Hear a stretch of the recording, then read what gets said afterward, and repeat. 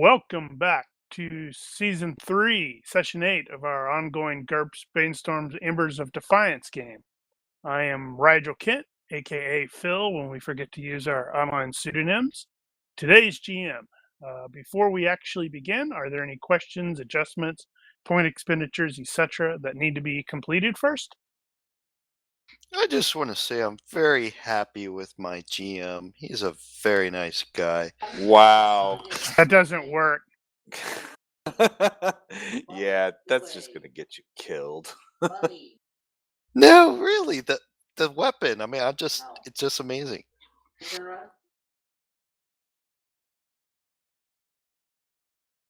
Sarcasm doesn't help either. I'm not honestly, I'm not really being that sarcastic. I mean, this weapon is pretty cool, so. He says the session that Yeah, he dies. right now.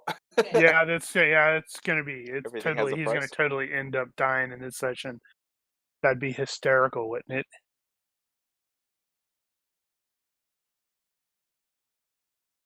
Well, I guess there are no point expenditures or anything like that to take care of. No, I did all mine last week after the session. So, picking up where we left last session, there was a campsite ambush. Yes, making sure it's on the right date.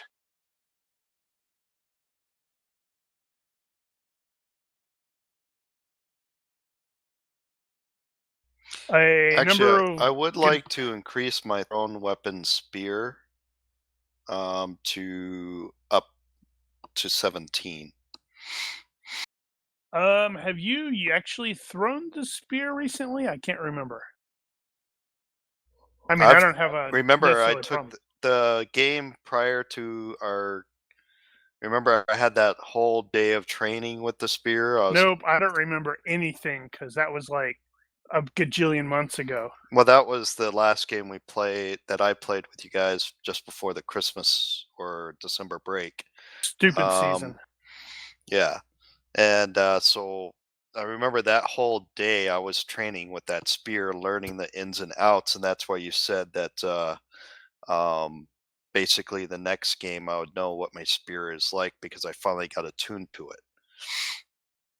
And now you do. Yeah, that's probably fine. Okay, so I'll increase my thrown weapon spear up to 17. That's 4 points. You didn't need those 4 points.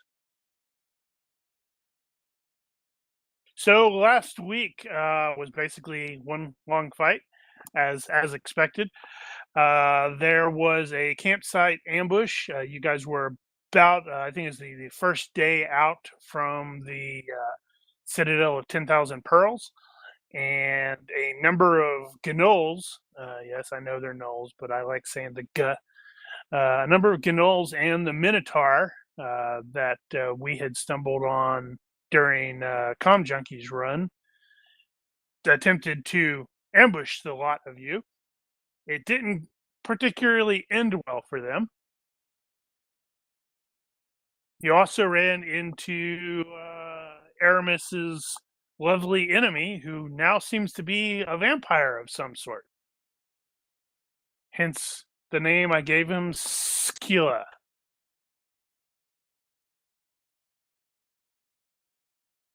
At the conclusion of the battle, it looks like Haruki is down 18 hit points, so he is at 1 hit point. Ismir and Zyanra are both unconscious, which seems kind of a little bit of deja vu, since that's what happened after the big fight with the centaurs as well. Ismir is down 10, so he is at 0. Zyanra, however, is at down 23, so she is at negative 11. Which I believe, yes, that means she was 1 point away from having to make her first death check. Yeah, slap a band-aid on it. So, I'm presuming bandaging. I don't think bandaging even requires a first aid check. Is that not correct? Or am I It misremembering? does. You still do need to do a first aid check. If you succeed, you get 1 point, and then you do proper first aid, shock treatment or whatever they call it. Okay. And that's a second roll. Okay. Who is our first aid person now that Amira is no longer here? I have Izmir. 10. Is unconscious. Thought I was. Izmir and Izmir and Zyanra are initially unconscious. So someone needs to bandage me up to at least 1 point so I can wake up and bandage everybody else. I think I'm better than you anyway. Brom has an I have a 11. 10. Sweet, I'm out of the running. Pressure's not on me. First aid. Yeah. Yeah, but Brum's 11. dwarf. Oh. Are they really that different? It's at least a -1. I think it's going to be -2. Wow. Ismir does have the higher first aid. He's got a 12. I think I have first aid, but I don't think it's that high either. Well, Thorn is probably going to bandage Zyanra first because she's right there. And And she's then much he's going better to find looking. out about... Is she? Yes, I think so. You will also have access to first aid kit, which does the +1 because that Does it? was included. Yeah, that was included in the gear. Yeah, if nothing else, my run is showing all of the PCs, all of the other characters, what they are missing with, or all of the stuff that Finn took control of.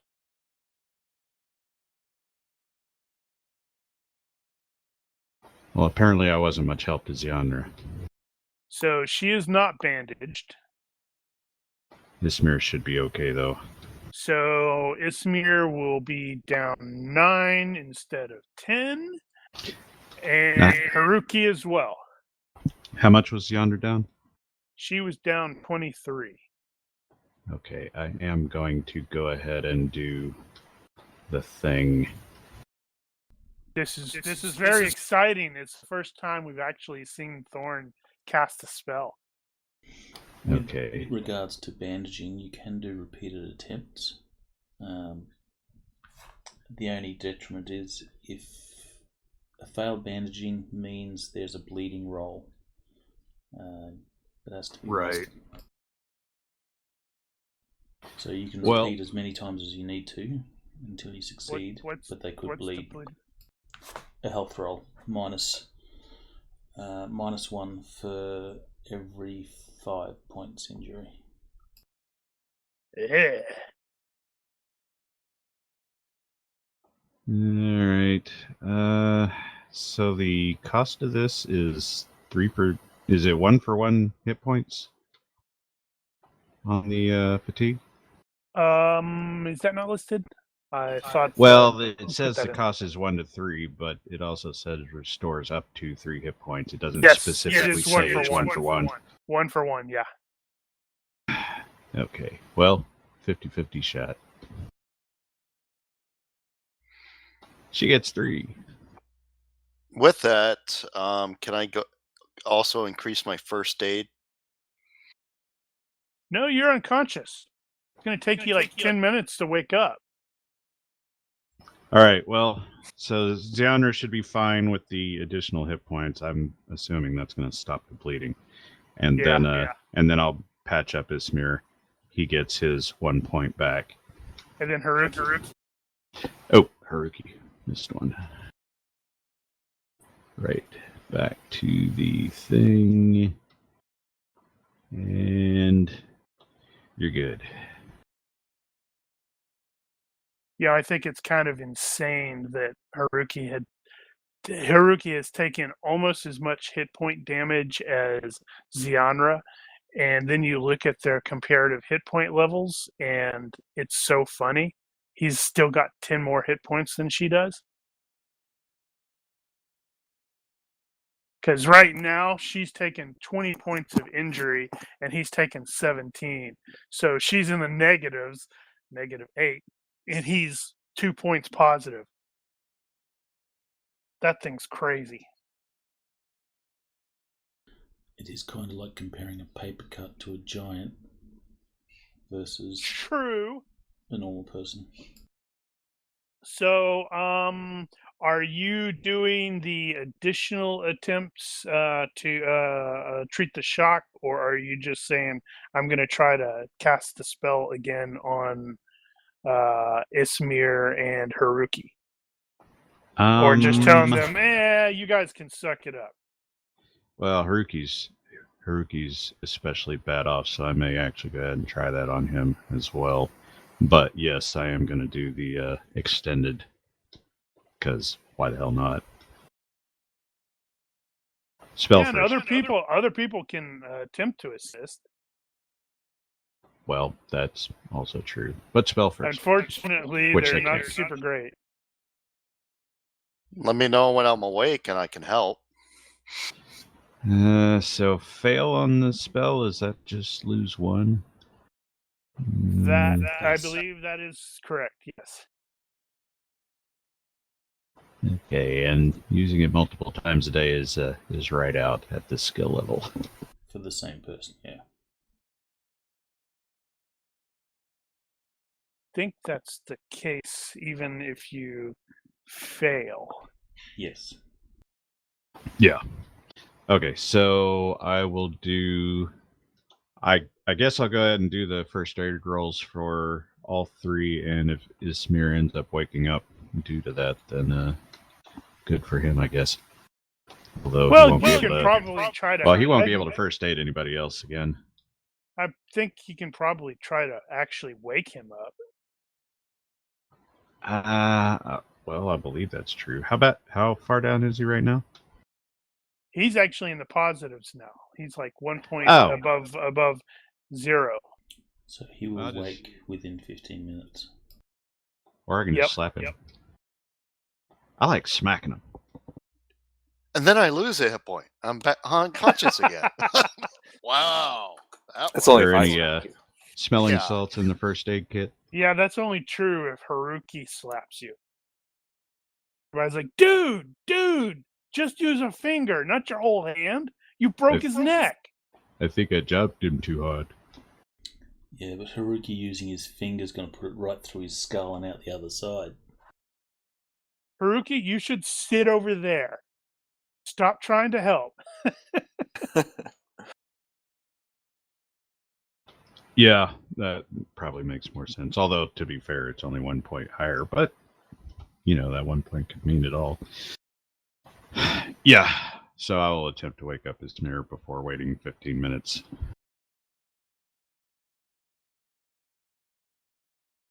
This is a tech level 3 first aid kit. And I now wonder if it does in fact contain smelling salts.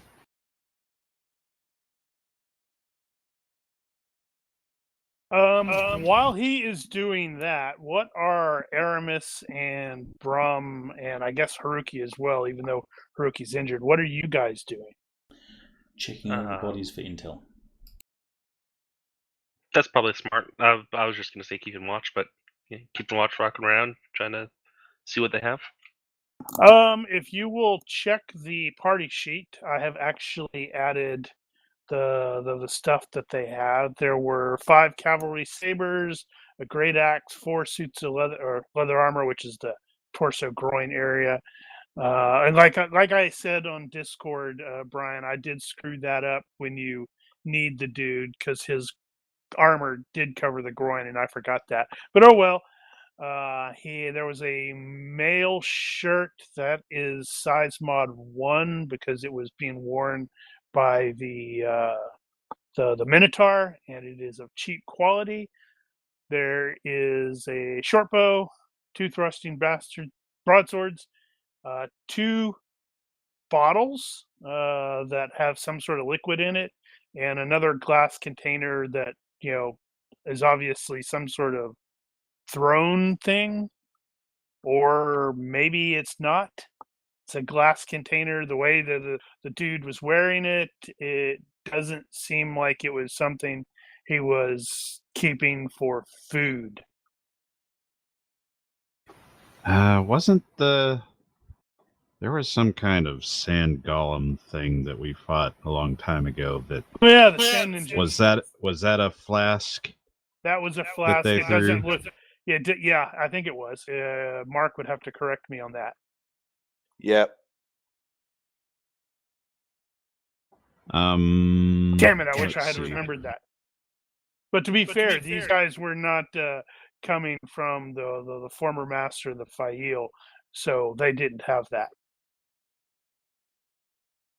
If Alright, it's well- and if it's any also any help there, one of the Gnoll sergeants was carrying the strange glass container, the flask. One of them was carrying what looks like a potion, and the Minotaur was carrying what looks like a potion. Brum will collect these potions, and he'll take them over to the injured, and he'll say, I have these potions, or these vials here. They may be potions. I'm not a magical person, so I cannot tell. Hey, let me see that. Hand them over.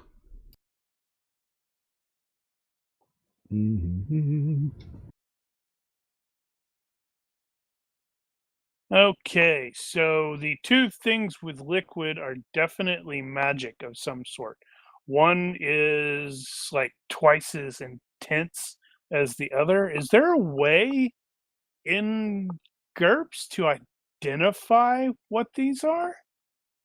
Alchemy. Yeah, I don't know. If you have the Possibly, alchemy but skill. that probably requires a lab, though. I'm sorry, I was sort of wondering if there's like, maybe a spell or something like that down the road where you can just go, analyze magic. That's what I'm probably thinking. Analyze magic would work, but I would say a perception-based alchemy roll to like sniff the contents and say, "Oh, that's this potion." That would be potentially doable, which is mostly irrelevant because nobody has alchemy that I'm aware of. Mm-hmm. Well, if are any of the Gnolls still alive? Yeah, there were 3 of them that were alive and they escaped. Although they're going to be eaten by Skila. I was mentally pronouncing that Escula.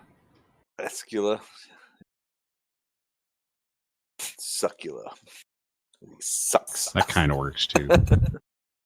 Skila. Well, Right. I thought some of them weren't fully dead. Yeah. fully 'cause deceased. I don't know if it's something we want to try and say, hey, if he comes back and pops alive, we should kill him. I don't have them on the combat tracker anymore, so evidently they have all bled out. As I seem Isn't to recall, that convenient? It might be Thorndale specifically, and maybe somebody else, has had to use the nullish healing potions before. This does tickle a vague memory. It was back in Kelmarain.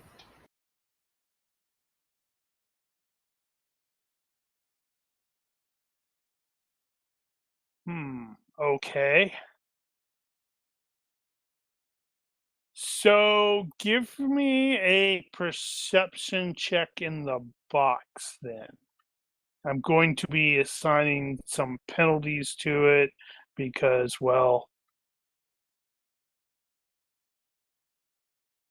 God help you. neither of those really smell like the same thing that you used. But it's one of those, to be fair, you probably have smelled some of Gesslin's potions in the past, and they all smell different, even if they did the same thing. And some of them cinched your eyebrows. And some of them melted your eyebrows. Some of them grew your eyebrows. And some did all of that at the same time. Right, so I'm going to attempt to wake Ismir first. It sounds like the more traditional smelling salts aren't till TL5, but that's true. There are plenty of materials in the first aid kit, so possibly something could work there. Apparently, analyze magic doesn't work on elixirs. Really? I just learned something new today. So, yay? If I can't get Ismir to wake up.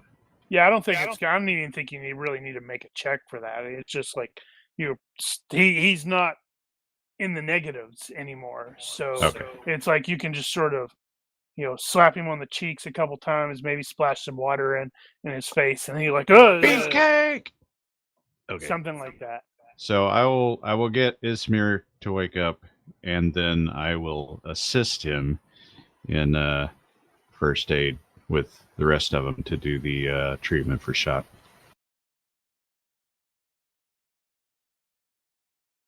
You want me to make 3 assist rolls or just 1? Let's see. So I don't know if the shock will work after you've cast magic on them. Let's see why it wouldn't. Although it's entirely possible that you do that a little bit. We're just doing it out of sequence. Oh, right.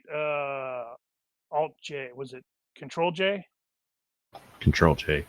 Yes, we discovered that last week there, Paul, when you're pasting something. I mean, obviously, this probably won't have as much use for you because you're not as likely to be pasting from the GURPS book. But when you paste something in there and it's all wobbly and weird, if you can select all and then hit Control J, it gets rid of all that stuff. What is this? Similarly, a mage gets an automatic roll of perception plus mage. Okay, so that's just to see if it's magical. He did. I guess there's you have to have the alchemy skill to actually recognize what it is. Wow. I guess GURPS just isn't going to give it to you. You know what? I'd totally do there is I would probably create another spell called Analyze Elixir that requires Analyze Magic and the alchemy skill. Probably reasonable. Or the alchemy skill. There may be such a spell. Yep. Am I awake now? Yes, you have had some water splashed on your face. You've been slapped around a little bit, and it's starting to become uncomfortably common for you to wake up at the end of these fights. Yeah, I guess so. Who am I helping out? I'm going to go ahead and roll the assist, which I should roll 3 times. Okay, apparently that was the end of my successes. So he is just going to be using straight first aid. Mm-hmm. Okay, so against the first one is Zyanra. That's successful, and then he would make 2 more. Ismir does 2 more. Against Ismir, that is successful, and then 1 more. Against Haruki, that is successful. Okay, so then it's going to be 1d minus 3, I believe, for this tech level. Was it 3? I believe so. So at best, you can recover 2 if you roll max. So 1d6 minus 3? Yes. Yeah, 3. It's a minimum of 1. So in that case, Zyanra doesn't get any more.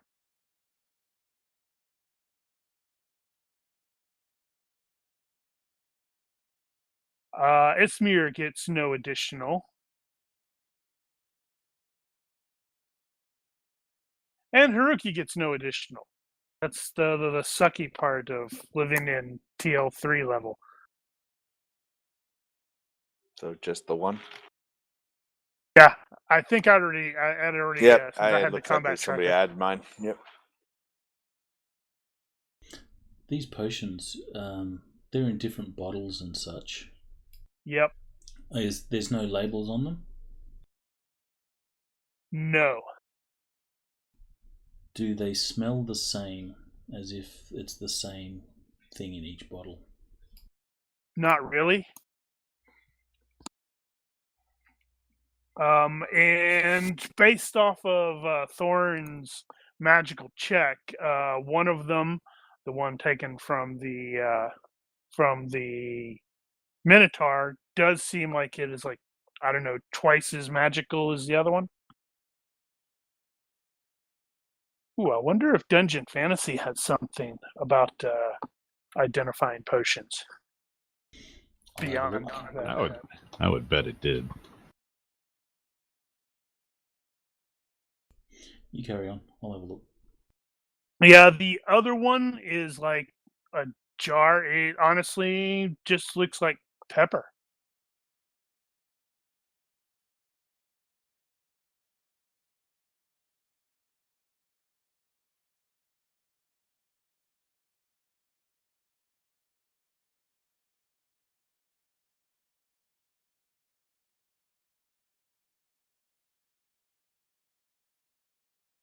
Wow, everybody got quiet.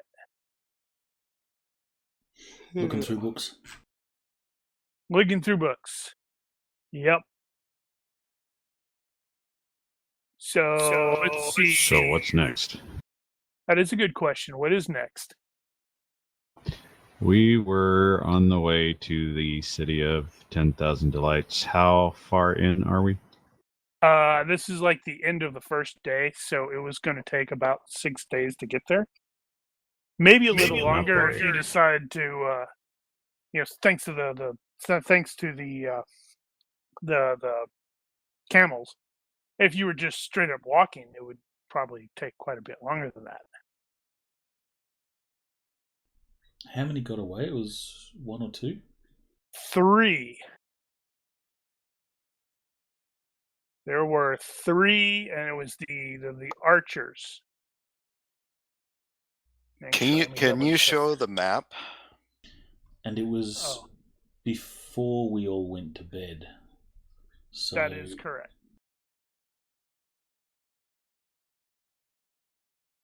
Right, so first order of business is setting up guard. Make sure we got our guard rotation and then go to bed. It is night. Alright, it is night. We could perhaps move the camp a little, just in case they do decide to come back. Yeah, that's probably fair. Is that an actual oasis? Yes. Yeah, I hate to move away from the water. Actually, I have to adjust the parcels slightly. There were 2 bows that were retrieved because they were the ones that were up on the upper level that were fighting Zyanra, who dropped their bows when they went for the swords to stab her. And then Thorn started flying around, and they said, "Oh, this is bad." And then Haruki smushed killed their Minotaur. So they said, no, I think we're done. And they didn't waste time retrieving their bows.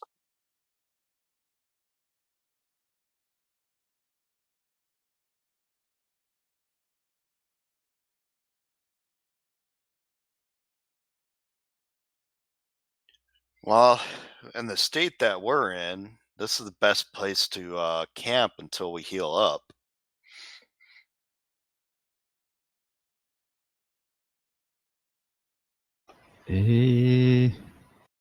Actually, are there any settlements on the way that we know about? Let's see. That I don't know how much you're going to know. That would be area knowledge inlands with probably, well, the one person who had it failed, so he's not really sure about this particular region. Can I get maybe pluses with navigation land? No, that's not what the nav land would be for. That'd be actually for, hey, we need to go in that direction, and it's land nav. In this case, it's like, well, what do I know that's between this city and that city? It's entirely possible that they're like some sparse hamlets or such like that. So Dungeon Fantasy is a little bit different in that it adds the ability for the alchemist. Again, it requires the alchemy skill, but they can do a taste test, which takes 10 seconds. But if they fail the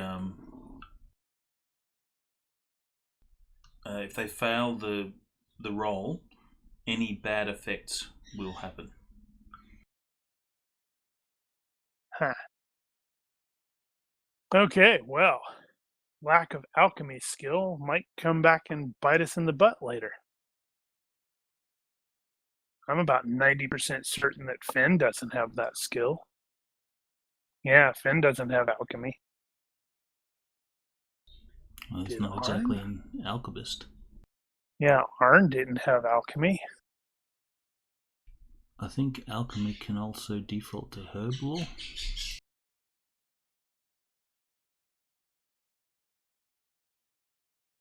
Does anyone have herb lore? Probably not. No.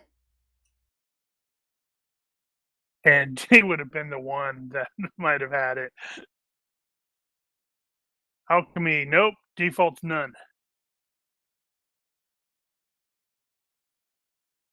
Interesting. Learned something new today. Label your potions. If they did, it would have been labeled in Nullish, assuming they could read in the first place. No, it would have probably been labeled in Arabic, because that's the default language here. Yeah, it's a backpack alchemy lab. Blech.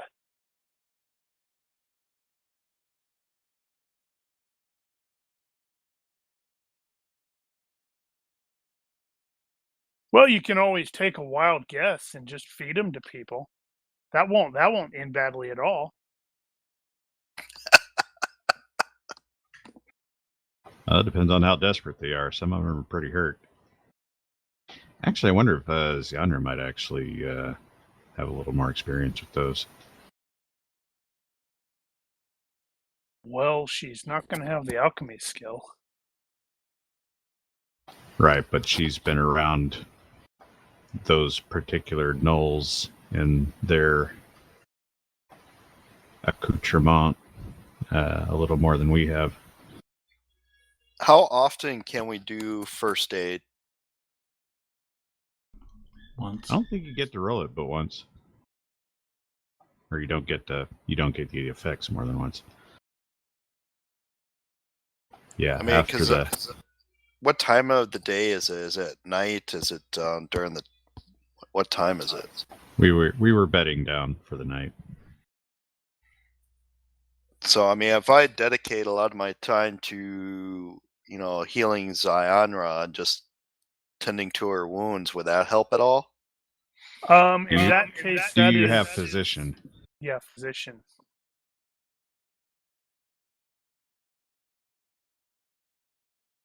So first, can I take? First aid is for right after the battle, and then physician is the long-term care afterward.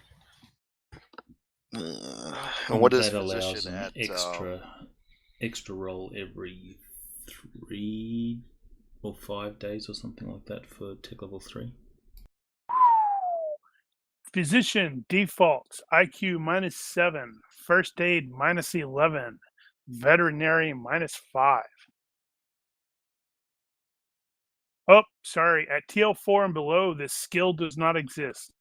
Instead, use esoteric medicine, pharmacy herbal, or both. So it's probably esoteric medicine.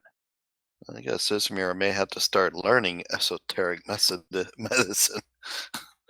Well, if he keeps going unconscious, that's probably a good idea.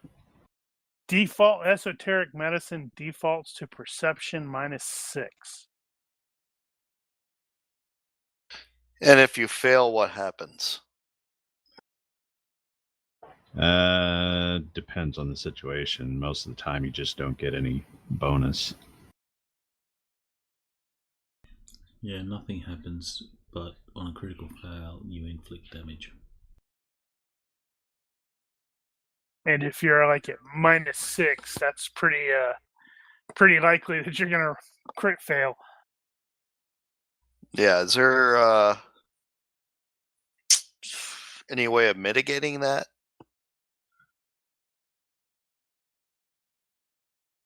No.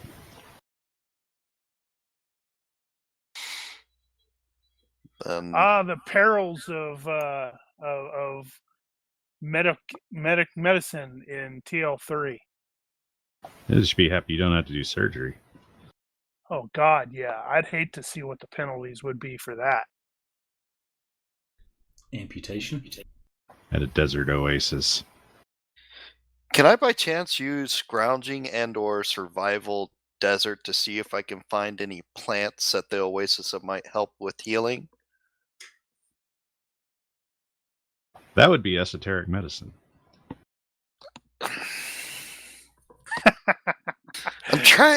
I'm looking at other ways around this. Yeah, you don't. You are not a physician.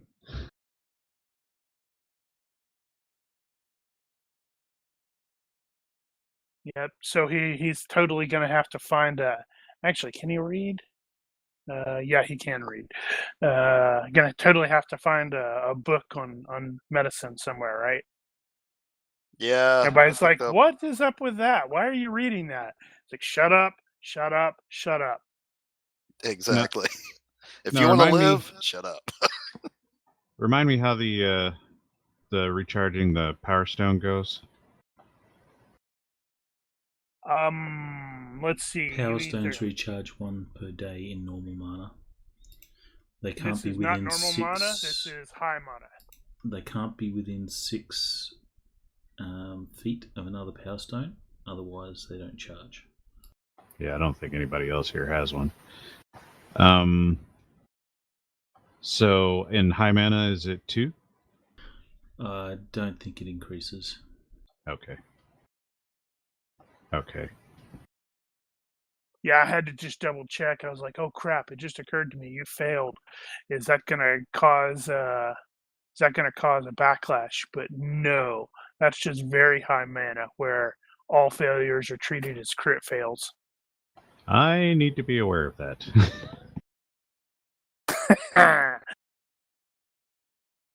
Ooh, that's true, because when you make your sword catch on fire, that's magic. And if you fail the check, That's true. That's a crit fail. All right, so I'm going to need you to fail at some point in very high mana when you're doing that, just to see what happens. Yeah, but then you have to go figure out what happens. I know exactly what I'd have happen, but I can't tell you that now. Let's see. So high mana is anyone who knows spells can cast them. You don't even need the magery skill or magery advantage. Huh. I wonder what it would take to do the intensive training to have everybody actually learn minor healing. Well, we're not going to be There's here some forever. prereqs before that, though.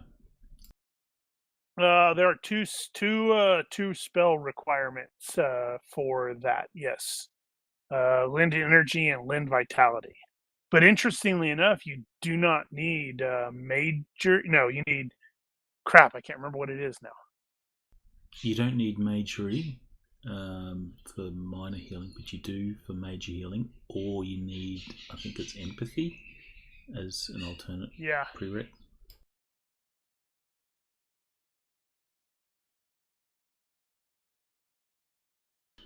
So everyone can potentially learn minor healing.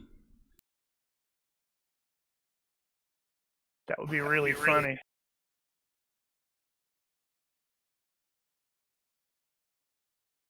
Yeah, Lend. Actually, no. Lend Energy requires Majory 1 or Empathy, and that's the first one.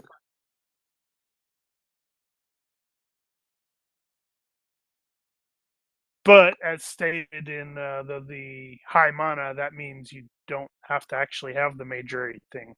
I'm just not sure how that actually works.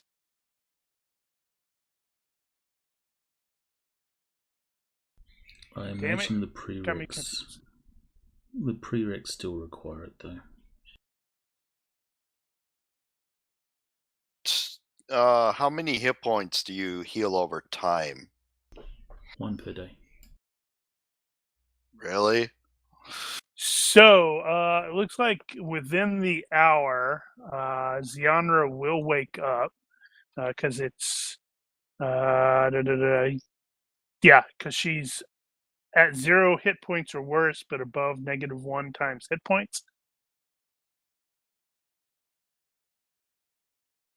But she's not looking very good. And not feeling very good either.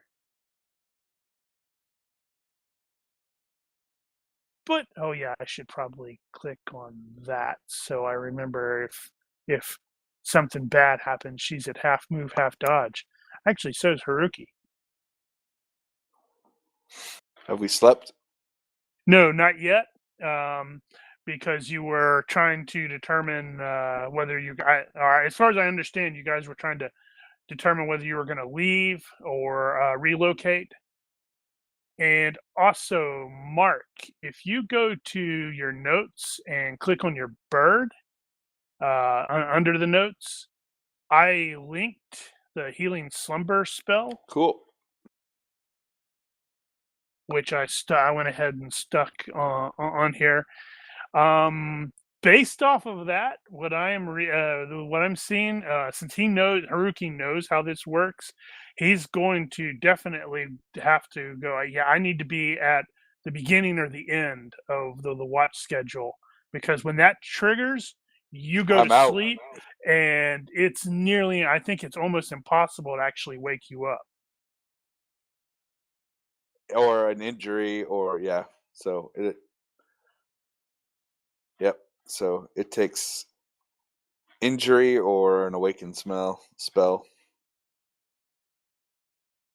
Oh yeah. It specifically states that an injury or awakened spell will wake you up right away. But beyond that, in the morning, you're going to be 8 hit points higher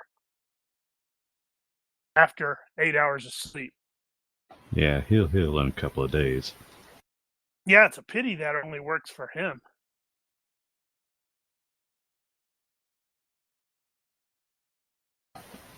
Yeah, so I can, actually, do you get a bonus to Majory in high mana? I don't know what you mean by that. Like, your spell levels, your spell skill levels, do you get a bonus on those? I don't think so. But I'm not darker positive. At the beginning of a shift or at the end of a shift? I'm guessing end of the shift. Or the last shift. Right?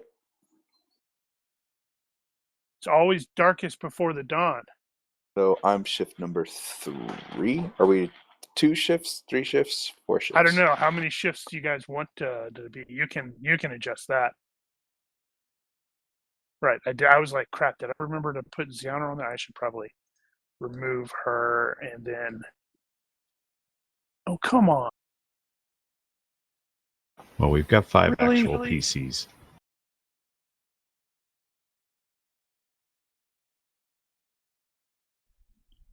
We can all take a shift just to make sure that we're all rested. Other than Zyanra, did we have any other NPCs for this? I don't think we did. Nope. So it's just 6 of us total. And Zyanra's not going to be much good for guarding right now. Well, she's definitely... Actually, I should probably double check hers. Right. And you also know that she isn't very good for guarding because she is sleepy. She's like asleep half the time. Yeah, but that means half the time she's not. But it's a racial Does she have night thing. vision? She is looking. Doesn't look like they actually gave her night vision with that. Huh. Well, that was my mistake. She's got hearing Overlooking. and well, no, this is using the cat person, the felinoid or whatever gotcha. from there. So it's I think I'd be blaming it on them. I think that's in the basic book. She's got acute hearing 2, acute taste and smell 1, but I do not see night vision. Well, at this point, we can easily take 2 hours apiece. Put Haruki at one end or the other, doesn't matter.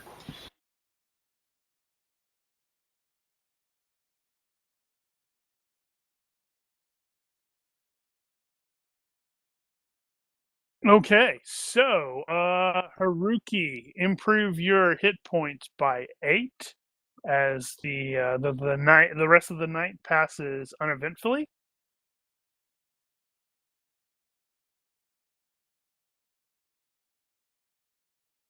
What's that put you down? You're just like down 9, I think. At that point, yeah. Why is my keyboard not working? I don't know. Why is it not working? So that will put you no longer in the half move, half dodge, I think. I'll just adjust it. Thank you. Since your keyboard's not working. Well, no, it's working, but it's not letting me adjust. Weird. Yeah, I can type there, but I can't type anywhere else.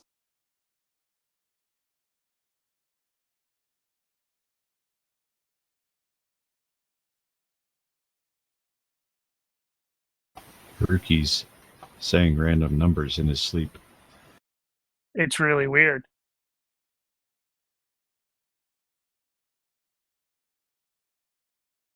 With regards to the question that Daniel asked about Zyanra and being familiar with the Gnolls and their gear,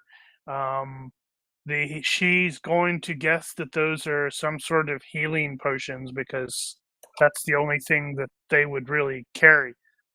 The other one, because she has is it 2 levels? Let me double check that. No, she's only got 1, but she's got a acute smell.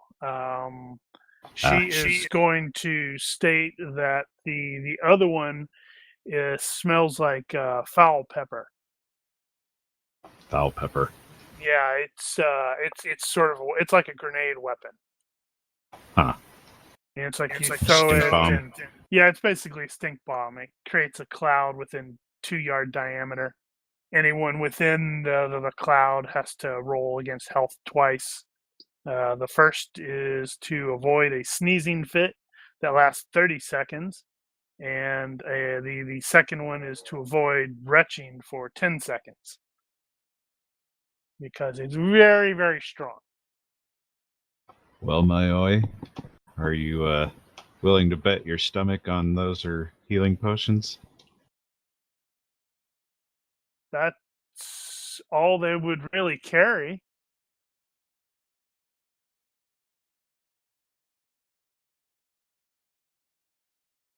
I think. I hope. Well, she's the one that needs it. She is impulsive and overconfident. So she's, yeah, that's fine. I can do that. Give me that. Actually, I want to double check. Well, she's impulsive today, but just barely made the overconfident thing. But still, she started to think better of it. Probably about the time that she started to drink it and realize, oh my God, this is horrible. So which one are you giving her? She can pick herself, I guess.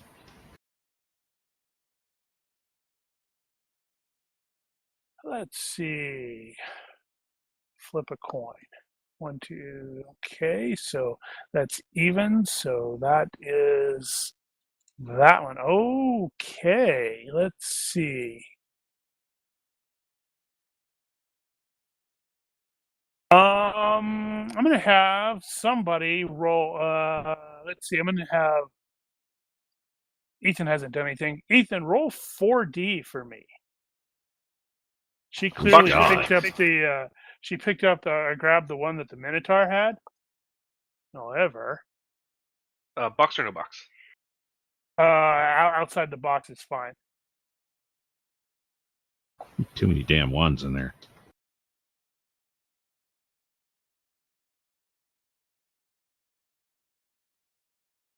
So she grew horns? No. Hold on. Oh, hey, she's just like Haruki now, where she's only down 9. So that puts her at 3 hit points. However, she swigs that, and it's just one of those where it's like, ugh, this is horrible. And she passes right the hell out. Oh. Or that. I was going to say maybe she just has bad temper for 24 hours. No, it's actually momentarily worrisome because it's like, shaking her won't wake her up or anything like that. And you're just like, oh crap, what do we do? And then you sort of note that some of the wounds are like closing up and healing. You're like, oh, okay. I guess it's supposed to do that. Well, that's a pretty potent one. That was this, which I actually randomly rolled. It took a bit of dicking around to figure out, remind myself how the treasure tables actually work. Wow. Which leaves one more. Yeah, I was also really surprised. I was like, holy crap, 4D, that's a lot. And then I rolled ones. So you said she's down 9 at this point? She is down 9, yes. So it's not. You definitely don't want to wait 9 days for her to heal naturally. Something else to keep it. Well, so is actually all 3 of them are down 9 on this day. That's amusing. Although based off of what we've seen from Haruki's thing, he will be down 1 tomorrow after he sleeps for 8 hours. Yeah, he doesn't need the help. Something to keep in mind is today is a new day, so you could theoretically reattempt your minor heal for all 3 of them. Yeah, I figured that would probably flip over when we go to bed for the evening. But yeah. But it does beg the question: are you guys continuing? Are you gonna just stay here for another day, or are you getting packing everything up and heading out? Well, given that we can't get Zyanra to wake up right now, we may be here for a while. So we may just make the day of it. But I don't think I'd wait for more than a day. We don't have to. I don't think we have the supply for that. We are at an oasis, and I do have survival and scrounging. Can I see if I can increase our food supply? You certainly can try. I think you could possibly try hunting too. How big is the oasis? I don't have the hunting skill. There is no hunting skill. It's crap. I can't remember what all the stuff is. I'd have to look it up. Tracking and. Well, I got tracking. Shooting. I got survival. I got scrounging. I got shooting. I've got stealth. So you've got hunting and camouflage. So I will try hunting for food in the oasis. Well, in this case, it probably wouldn't just necessarily be in the oasis. It'd be more like okay, here it is. Hunting on land. Roll against any. This is for foraging. Land. Roll against any range weapon skill. Bows, crossbow, lassos, etc. -4 plus the weapon's accuracy. You can try spear to hunt up close, but critical failure costs 1d hit points due to mauling. Though since based off of your what you are at, you probably would end up doing the foraging thing because you're like, I'm not physically capable of getting out there and doing the real hunting stuff.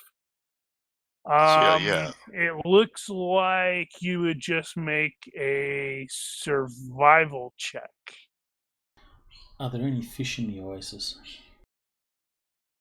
I don't think it's quite large enough for there to be fish. Roll universe. Sure, but if it's a permanent water supply, there could be a chance of fish. I've seen fish in some of the dumbest places ever. Could also be crocodiles. That could be fun. I could find the stats for a crocodile and have another fight. No thanks. Survival desert. I succeeded by 5. No fish. There are no fish. You'll be able to find. It's like okay, yeah, you can eat this little tree thing and cut the stuff out of this, and hey, there's some nuts or berries or something. Some nuts at the camp too. So Zyanra will be unconscious for 4 hours, and then she will wake up feeling a little better. Still not great, but being in the positive hit point area is a lot better than being in the negative.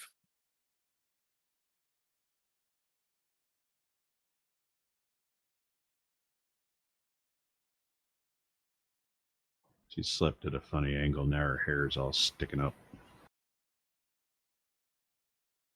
And she's gonna lick it to make it better.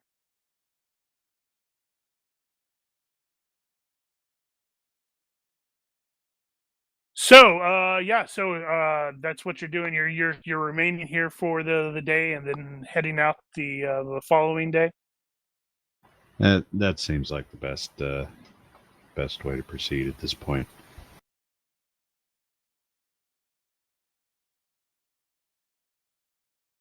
We'll keep eyes out for null archers without bows. Actually, speaking of that, while Ismir is out scavenging and foraging, he's going to find at least one of the Gnoll archer dudes.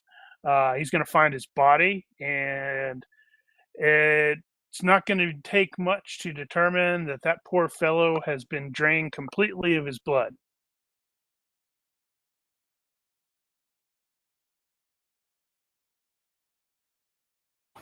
Anything on the awkward. corpse that can be salvaged? Wow. He's like, huh, that's bad. I'm going to root through his body. What size are his boots? He's a proper murder hobo. No, I'm a proper survivalist. He's Murder dead. He doesn't hobo. need his stuff. Same thing. Let's see. So this dude was one of the ones that ran away from. Actually, this is the guy. It looks like one of his hands. I think it's his right hand. Most of that is gone. Not gone. It was nearly chopped off because of thorn. So he'd already dropped his cavalry saber and his bow. He had leather armor, if you want to bother with that.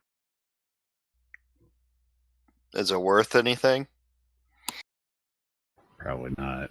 I don't know. It's leather armor.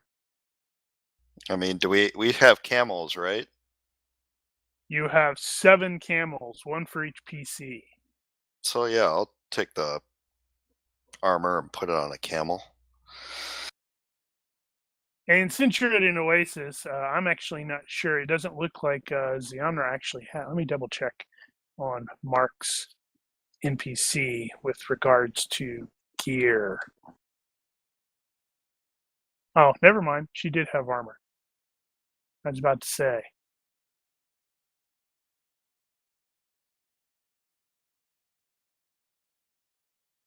Wait a minute. Well, she didn't have armor to start with. We would have at least gotten her some at some point. Well, yeah. There's. She's going to take one of the leather things from the gnoles and wash it out in the oasis, because it looks like I don't understand how you built this. Her armor there, Mark. She's got boots, and she's got something for her forearms and her shoulders, and she's got a skirt that covers the groin and legs, and she's got a hat, but her torso is wide open. I think he was basing that on the original picture, which was similarly attired. Or not attired, as it were.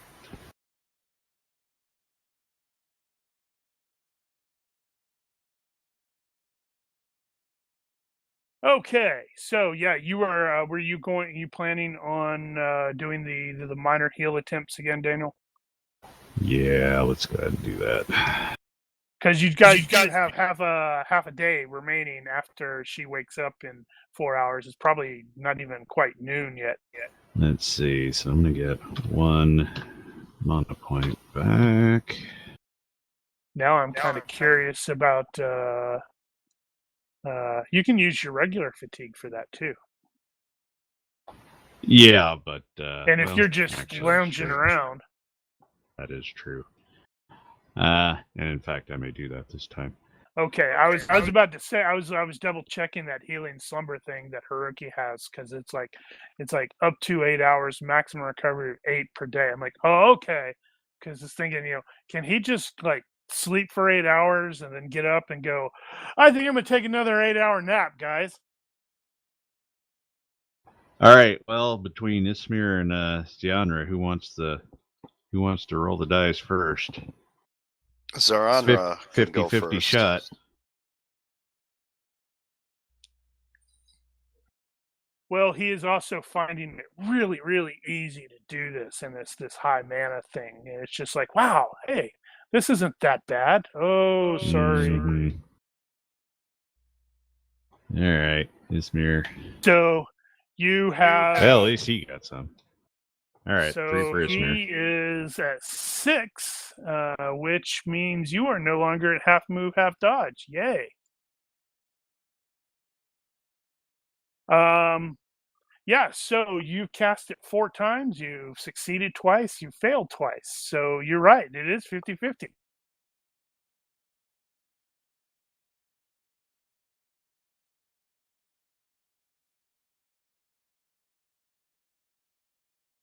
All right, well, so we'll stay overnight and move out in the morning, I guess.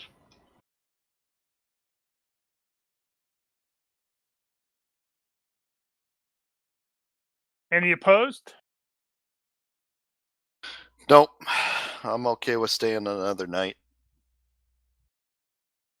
Okay, so by the next morning, everybody is probably definitely ready to see, get away from this stupid freaking oasis. Haruki slept like a rock, as noted before. So he has recovered the 8 hit points. He's only down 1 now. During the sleeping, as I should have mentioned this the first time, but as normal, Haruki is continuing to have that same dream about Finn.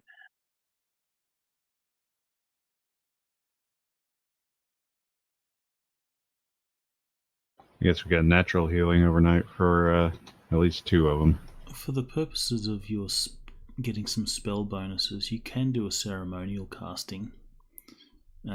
Takes 10 times as long to cast, but if you pay like more fatigue, you get bonuses. Yeah, it might be worth it in this case. So if you I was pay 100% extra fatigue, you get a +4 to the casting. But it takes 10 times as long to cast, so 10 seconds. Well, it's not bad for this situation anyway. I was looking for that, and I couldn't actually find the ceremonial thing, because the ceremonial. Are you talking about the ceremonial magic from the GURPS magic? Yeah, Magic 12. Yeah, because I think you have to know that spell at 15 or higher in order to do that. No, I think it's to contribute.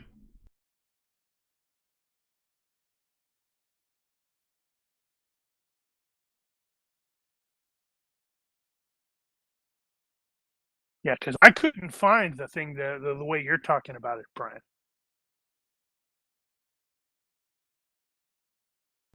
Okay, no, you do need to have a skill at 15.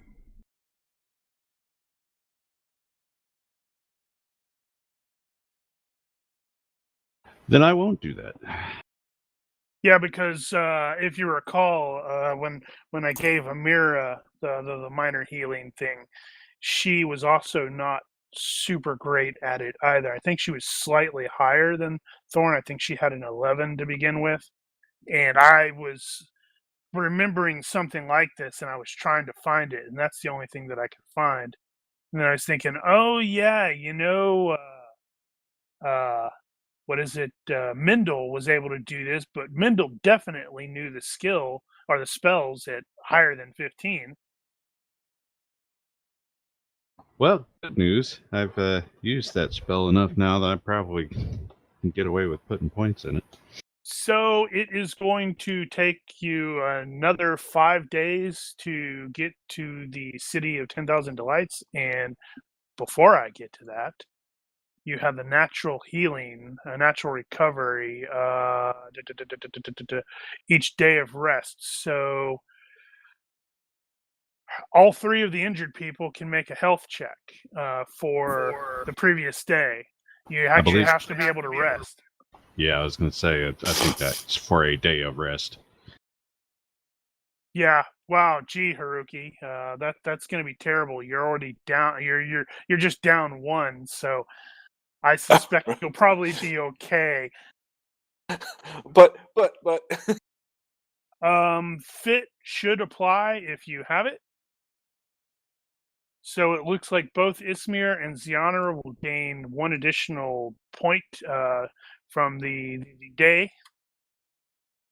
Hey, that puts Zyanra no longer in the half move, half dodge category. So yes, I do have fit, so it'd be success by 4. Yeah, so you got a success period, so that was fine. So yeah, you have 5 more days to get to the City of 10,000 Delights. So Thorn, if you want to attempt, I guess it'd be 10. How far down is she? She is down 8. So if I do 1 a day... If you succeed at 1 a day. Oh, good one. So that's 3. Okay. So she would need 1 more. 2 more. Okay. And then the second one would leave her at 2 down. Good by day 4. Okay, good by day 4. And Ismir is down 5. So he would need 2 days. 1. Okay. 2. All right. So by day 2, he is good to go. You also, if you recall, you might not recall because, well, it's probably, I think it was in early December when I made the comments on on Discord with regards to, actually, it was at the end of the session before we went on hiatus, that Zyanra was once enslaved by Farouk. So she knows more about him. And I believe somebody asked Zat al-Dawahi about that, and she specifically said that Zyanra would know what you needed to know. So we needed to figure out who to tell Farouk we were delivering a message from so that he would not disintegrate us as soon as he saw us. Well, it's not necessarily Farouk, but mostly his guards. Whatever. In general. Yeah, so during the downtime or whatnot, she will at least mostly speak to Thorn. Everybody else can probably hear it, but she's not acting. She does have the loner disad, so she is still not really comfortable being in this group as it is. She will reveal to Thorn that she was once one of the Dread Mistresses, that'd be Zat al-Dawahi, one of her guards, one of her captains, but she was captured in battle and enslaved for some years. Zyanra, who was one of her, who you saw as one of the Zat al-Dawahi's, actually, I guess it should be like her senior captain at this point, was one of Zyanra's littermates. Zyanra was enslaved by the forces of Farouk ibn Said, who he rather enjoyed delighting in, let's just say, tormenting her. And when he got tired of her, he made her fight in his pits for enjoyment, which is actually how you guys ran into her. She was doing that. So she was not only ready to die when Thorn happened along, but she was actually kind of wanting to, because during her enslavement, she prayed to her god, who would be, her dread mistress, but her dread mistress never came. So she's probably more of a, I would say, almost an atheist now than ever before. She is very unenthusiastic about even, approaching the city of 10,000 delights. And if nothing else, she will suggest that she either not enter it at all or she stay hooded and cloaked, because if he sees her, then she doesn't want to. Yeah, she doesn't want to. She doesn't want to imagine what's going to happen when he sees her. Yes. Zat al-Dawahi did not actually state as part of the mission that we were not to stab him in the eyes. This is true. With regards to him, because she's said, she knows what you need to know. She can fill you in on what little she knows about him. And she'll probably begin with the that Master Brum Rumley asked Lady Rana whether Zat al-Dawahi was a good or ill, and Zyanra, she can't actually say that about the mistress because she doesn't really she's not entirely sure how it goes, but she will know for a fact that Farouk Halfborn is most definitely not good. Based off of what she understands, his father was a full-born jinn who sired a child upon one of his concubines, and it is said, it's rumored, so this is not entirely, it might not be true, that Farouk Halfborn tore his way from his mother's womb and killed her in the process. Later, it is also said that he slew his father with a blade wrought of an iron from a rock that fell from the sky, and after that he seized his throne. So now the city of 10,000 Delights is in a constant state of revelry. You either dance and party or be acclaimed an enemy of the Halfborn and crucified or thrown in the pits for his entertainment or something bad. And speaking of the blade that he killed his father with, she's going to also point out to Thorn that Ismir will not be allowed to enter the city with that knife because it seems to be made from the same material. And so as a meta note, that is meteoric iron, which I believe the players are aware means it's immune to magic. So reverse missiles, turn blade, all that stuff won't stop it. Shape metal, shatter. Yeah, exactly. Hey, what happens when you use iron arm on it? Does it stab you in the arm? Yeah, it's gonna ignore that as far as I know, because it's immune to magic. No, iron arm is just a blocking spell, so it doesn't specify that your arm is actually struck in any way, but that would be a more amusing thing to happen. That's totally why I say that's what'll happen. So yeah, it's her recommendation at the very least that she not enter the city at all, or if she does, she sneak in. She could lurk or provide aid or something.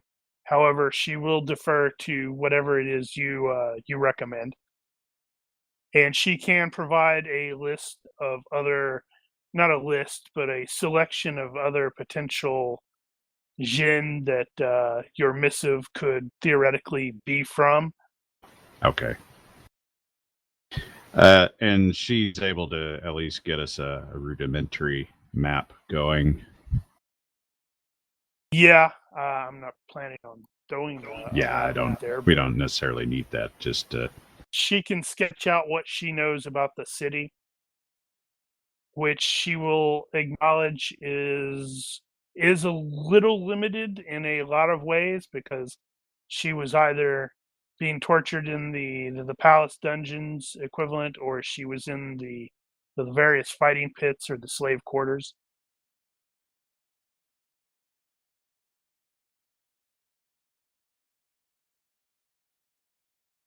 So I suppose the next question I would have for her is whether or not she actually knows it, how a messenger typically presents themselves. Do we just go to the palace and announce to the guard that we have a message and we get called in somewhere? How does that work? Well, in that case, it's probably going to be you'll be stopped at the city gates equivalent and have them send word to the palace, and they'll send an escort there. I guess that works. Okay.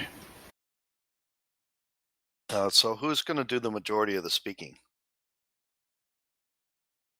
Well, if you are diplomancing, you all we don't have a face. suck. If you are doing fast talking, I believe Thorn and Aramis are the only ones that are actually trained in the skill, with Thorn being slightly better. If you are trying to seduce a woman into bed, that's supposed to be Aramis's job.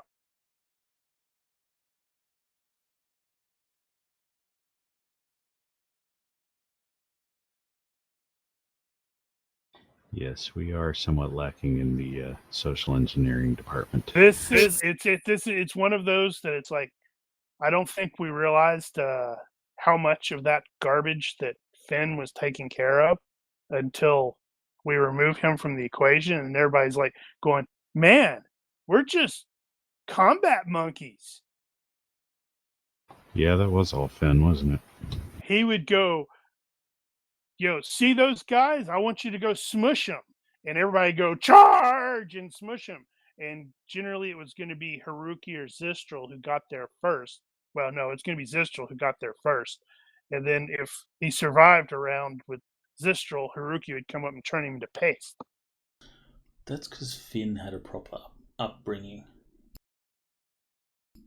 The rest of us lived in the gutter. That's not entirely true. I mean, technically Haruki's highborn because he was he was being trained as a samurai, wasn't he?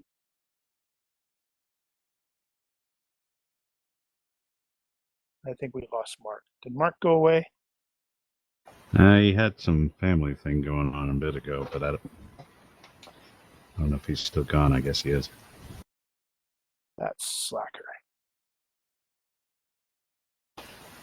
Yeah. Anywho, so that's probably all we got. I guess when it comes to Zyanra, my recommendation for her probably depends a bit on the geological situation, terrain. If there's somewhere she can park it outside the city, that's probably fine. If she wants to sneak in, that's also probably fine. But I am trying to think of some way to signal if we need her to come in for some reason.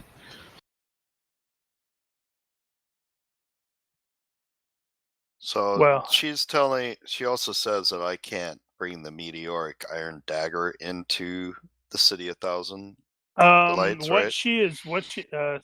10,000 delights. Yeah, what she is would end up telling Thorn with that in that regard is if you do take that in there, he's going to note that it's because it's like it's absent of magic. It doesn't and Ajin sees everything with the magic stuff, and he would see, oh, hey, there's this void here, and probably presume you are there to murder him. But doesn't it come to your hand? Not the knife. No, that's the spear. But what if you tied the knife to the spear and left the spear outside? And then wield the spear back with the knife attached to it. Exactly. I think we did tweak the way that works slightly. Yeah, I think the spear actually has to physically travel now. Yeah, because I discovered that, because it got the Loyal Sword and Quick Draw enchantments. And the Loyal Sword is basically Thor's hammer, where it's like, if it's thrown, it will come back to you. But it has a move of 12 when it comes back to you. Okay. The Quick Draw enchantment is like, hey, if you dropped it, for whatever reason, as long as it's within a yard, it could come back to your hand as if you had without any ready maneuver. But uniquely for that weapon, that still works within 6 yards. Beyond that, the Loyal Sword thing comes into play. So I actually don't know what would happen if you tied the knife to the spear. Well, if it's not actually teleporting to your hand, I guess it would actually do that. Maybe you'll divide by 0 and you'll cause a rift in the space continuum. Not the space continuum. That's where I keep my stuff. That is an interesting thought. What if you tethered the sword with a meteoric dagger? Would that keep it held? Yeah, because it can be with the adjustments with the loyal sword stuff. It can literally be, if it's like tied down or something like that. It's not gonna magically appear like it used to, because I didn't actually realize those enchantments existed. Anyway, bad. If Ismir is not planning to sneak it in somehow, then it'd probably make most sense to leave it with Zyanra, who would undoubtedly end up sneaking in and trying to stab Farouk in the eye. Which wouldn't bother me terribly if she makes it work. She has overconfidence, impulsive, and a vow to avenge herself upon those who enslaved her. So no, she totally would not do something like that. Not at all. We'll just have to make sure to be a proper distraction for her. She would absolutely not utilize her climbing of 14 and her stealth of 16 to try to sneak in there and go, stab, stab, stab! And I would absolutely give her the dagger.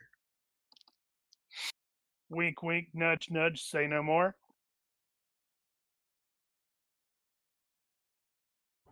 So yeah, other than that, I think that's probably all we need to know. We know that we're going to go in there and he's going to end up throwing us in the pit, so. Why would you even presume that? Because it's the worst possible outcome. It could be fun. Actually, I suppose that's not the worst possible outcome. It's the worst possible workable outcome.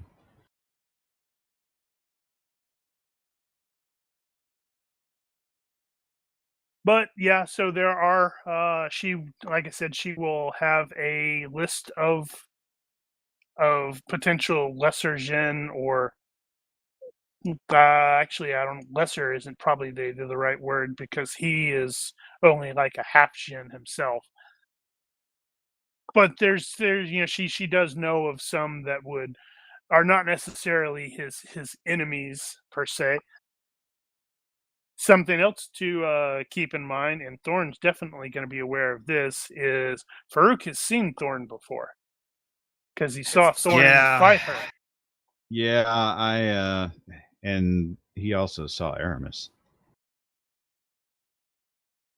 True, but Aramis was just fighting a snake guy, so he might not really care about that guy. Yeah, in Thorn's case, he refused to kill her, so they ended up throwing him back in the prison, or in the cells. So he probably stands out a bit. But I know Brum was there, but I don't think anybody was aware of him. Brum was sort of in the assault team, I believe. Yeah, and Haruki wasn't available. So yeah, that does mean I kind of need to have a story. Or a disguise. Do you have disguise? I don't think so. Man, you guys are just murder monkeys. Well, I have fast talk. That's my thing. Okay, yeah. So more than likely, I will come up with a story. It's going to take 5 days to actually reach the city of 10,000 delights.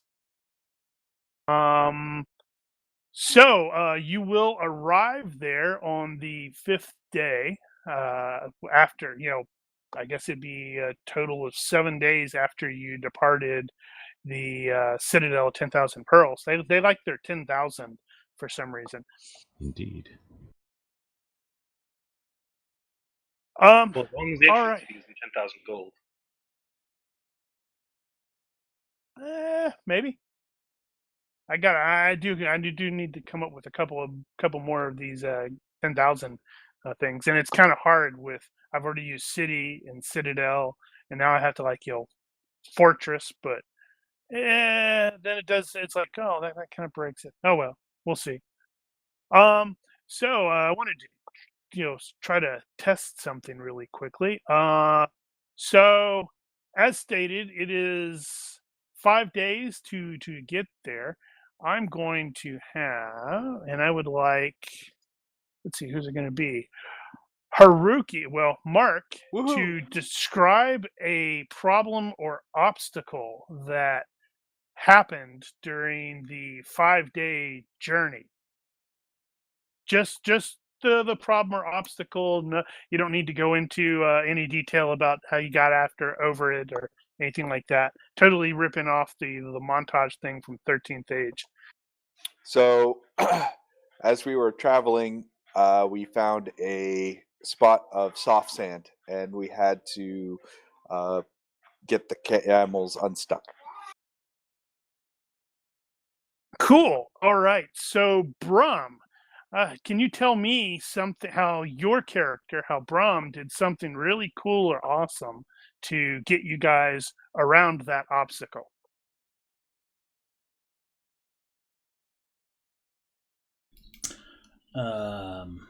Okay. That's right. Trying to put you on the spot.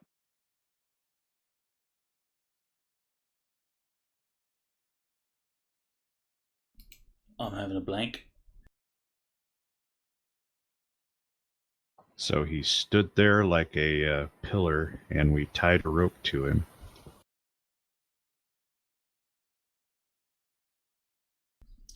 Found another way around. Navigation roll. Well, no rolls necessary. It's just like, just sort of expecting, it's kind of weird, coming from Brian, that it's not super crazy creative. We're a little surprised, maybe a little disappointed in you.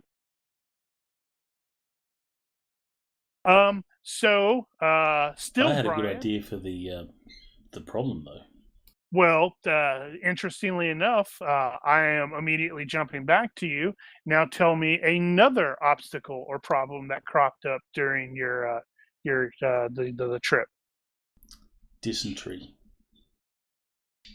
Goes through the Okay. Seriously? Yay! That's interesting. So I'll be interested to know what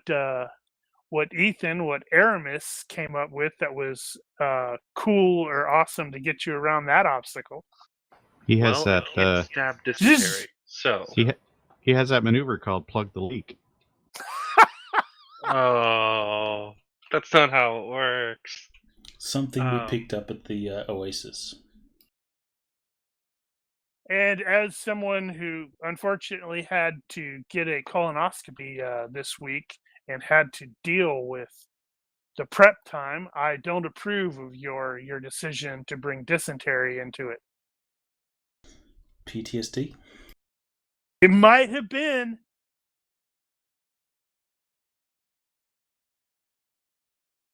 So yeah, Ethan. Yeah.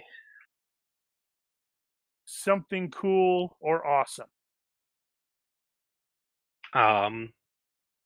So with a combination of, narratively not rolling, but some combination of, known desert survival techniques and limited first aid knowledge, it was pretty common in Eritrea for things like this to happen, and so some combination of survival techniques and battlefield medicing, able to develop some a poultice doesn't make sense, but a sludge, a slop, a goop, if you will, that was able to treat the symptoms and resolve it. Okay, interesting. So now it's your turn. Tell me an obstacle or a problem that cropped up.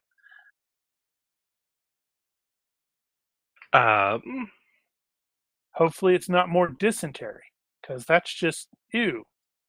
Super dysentery. No. The camels got dysentery. No, it was back during the Oasis. The water's relatively still and murky. Of You're like breaking environmental. Oh, my headset doesn't like staying connected to my computer just by being 6 feet away from my face. There was some environmental factor and perhaps just normal wear and tear that caused the ropes that are holding our gear to our camels to snap.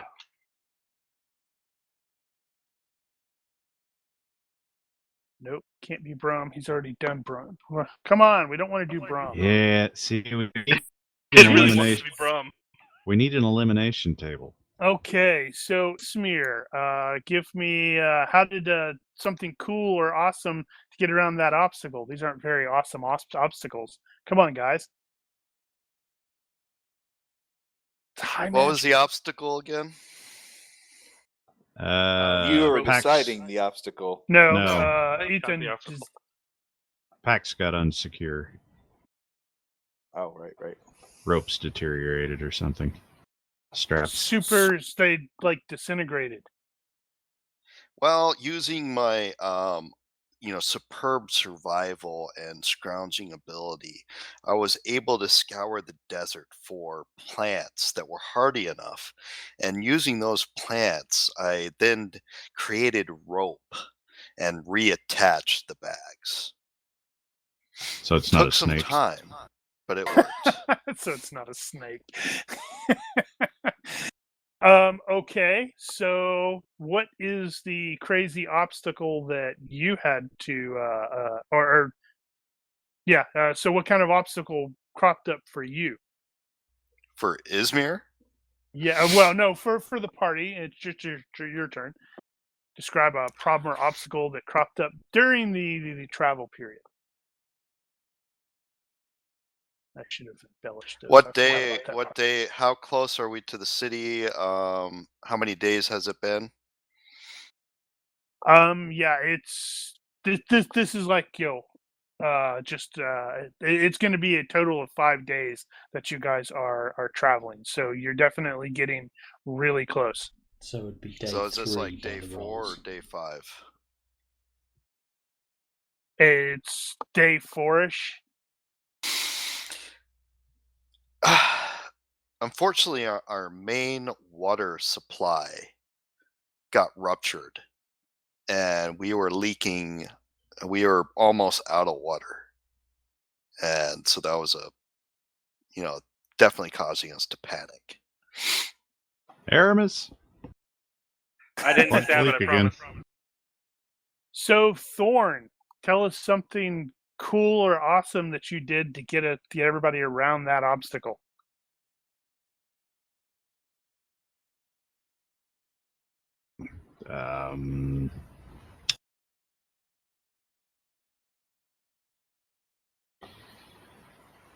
Let's see.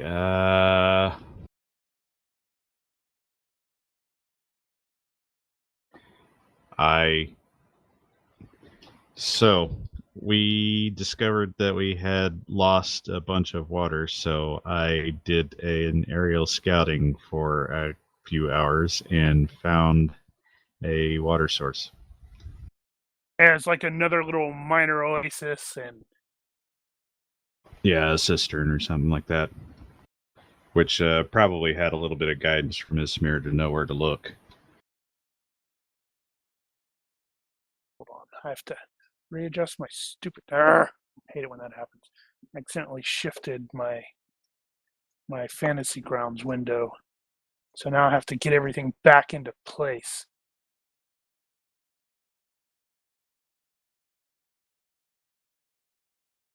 Okay. Oh, right. Yeah, I hate it when it does that.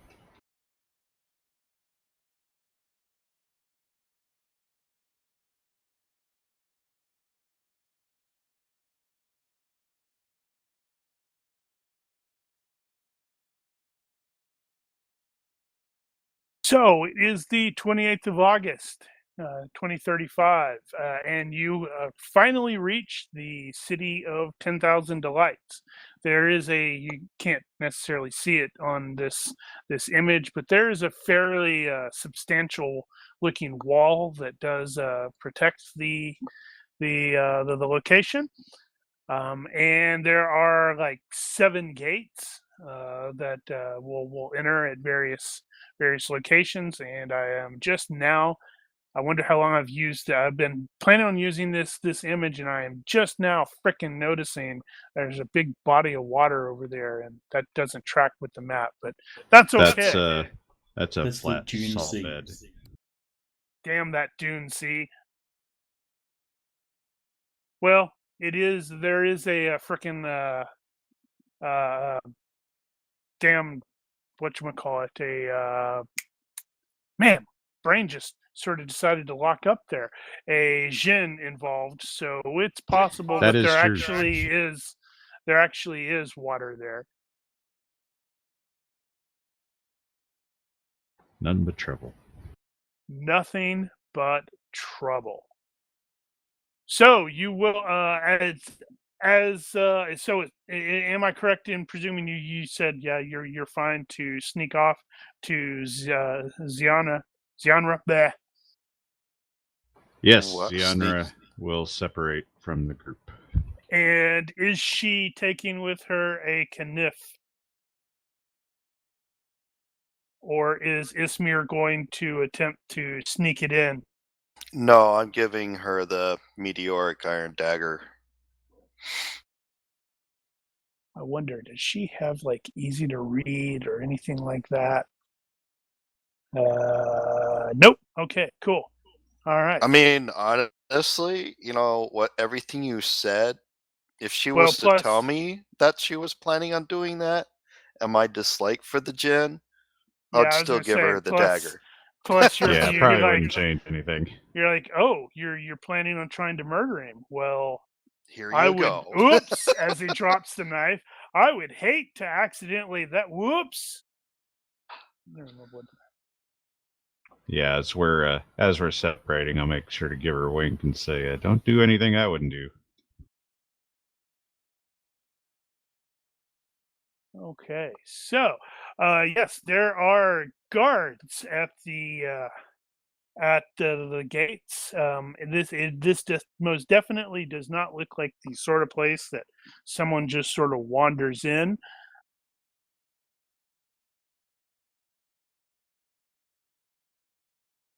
That means you have one extra camel at this point because her camel can't sneak, but that's easy enough to set that up so it looks like the Just pack pile animal. more crap on it. Yep. The guards will obviously order you to hold, and there's probably like 5 or 6 of them in this particular area. One of them is very obviously staying clear of the stuff, and it looks like he's got a horn of some sort, and he's the one who's basically looks like he's poised to blow it if something weird happens. The lead guard will approach. All of them do seem to be they're wearing mail and stuff like that, and they all look like they are what's the word?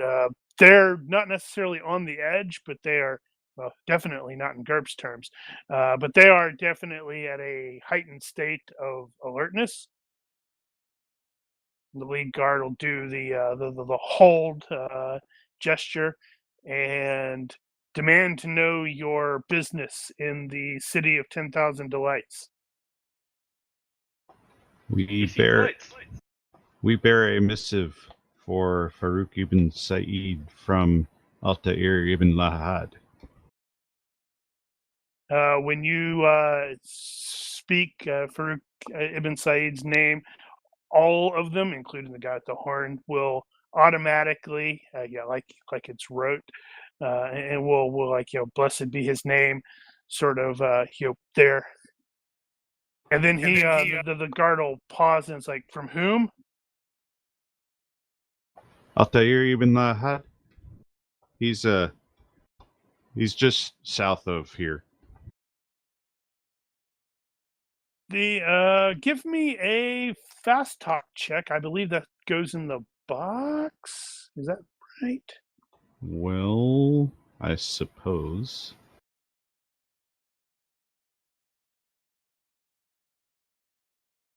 Yeah, I thought I was better at that than that. You're like 12, aren't you? Yeah, I just thought I was better at that than that. But whatever. Better than.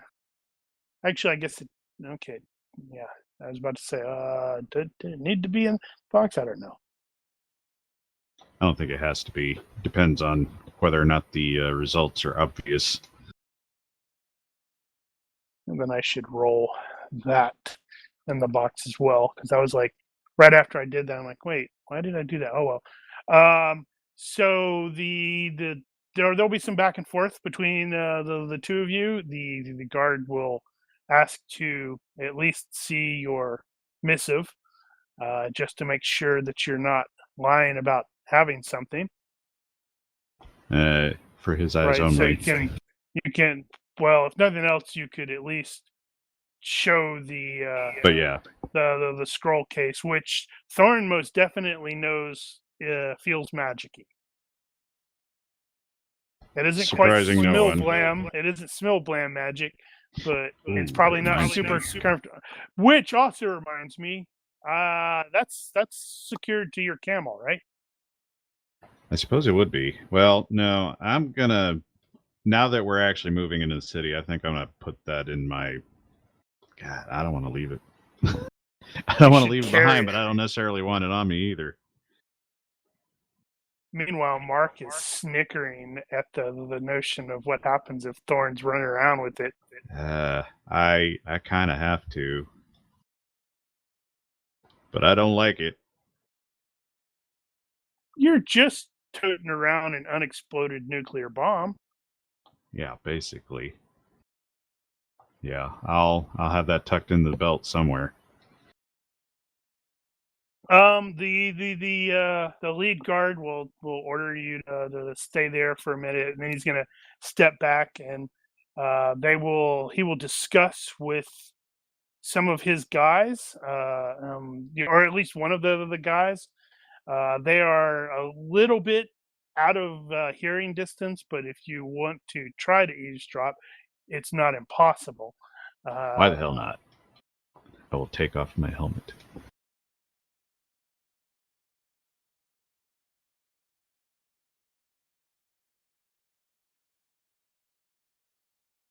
Well, you're not entirely sure what they're saying, but do you have body language? I don't know. I don't Nope. think so.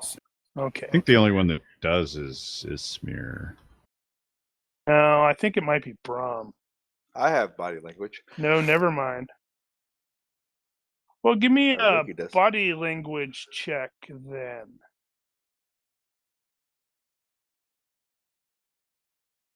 Oh, yeah.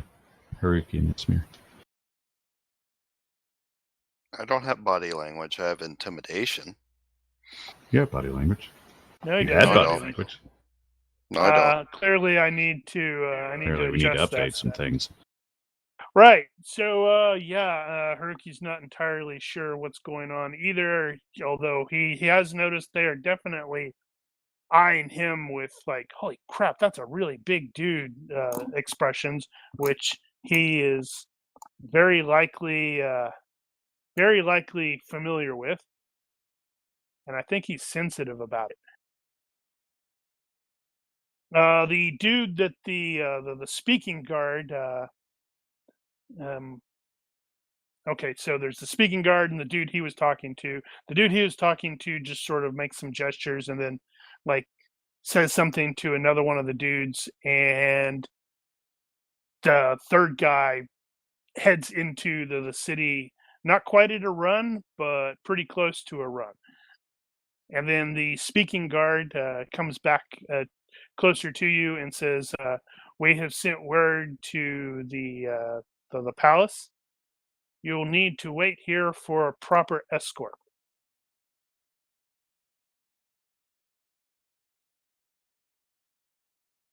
Yeah, we'll just stand around like we're bored and used to this.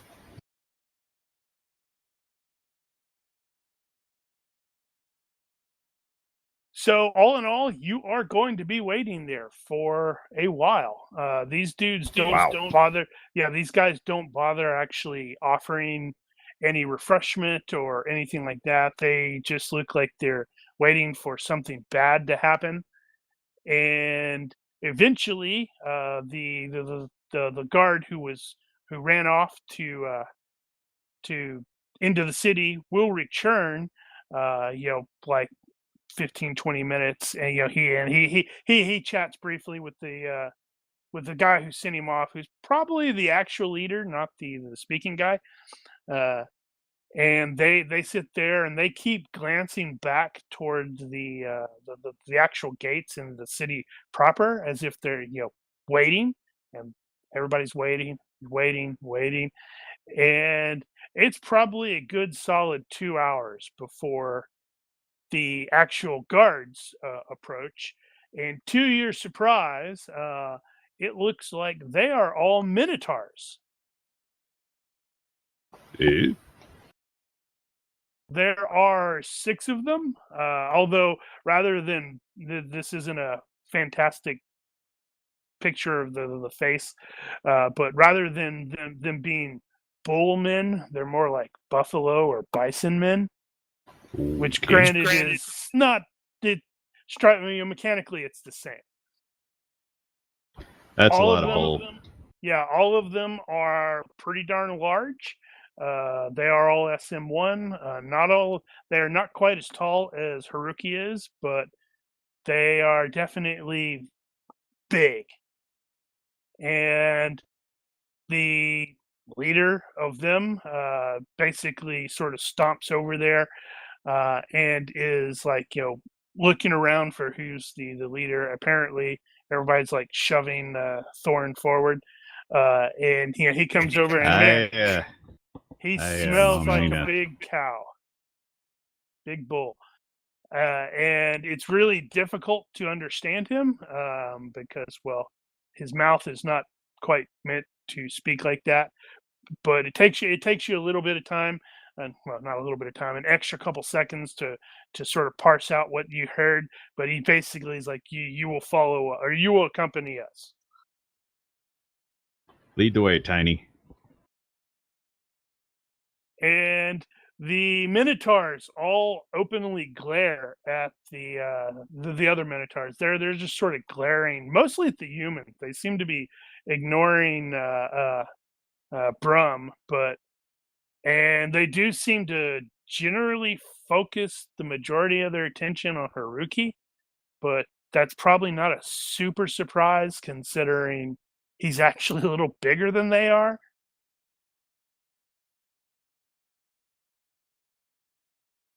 And they will lead you into the city of 10,000 delights. They are there's and now and now it's the city of 10,001 delights. So they are staggered, so it's like, so there's 2 in the front, 2 in the back, and 1 on either side of you guys. So, and they're sort of keeping an eye, doing that sort of thing. But for such a name, you would sort of expect constant parties and orgies on the streets.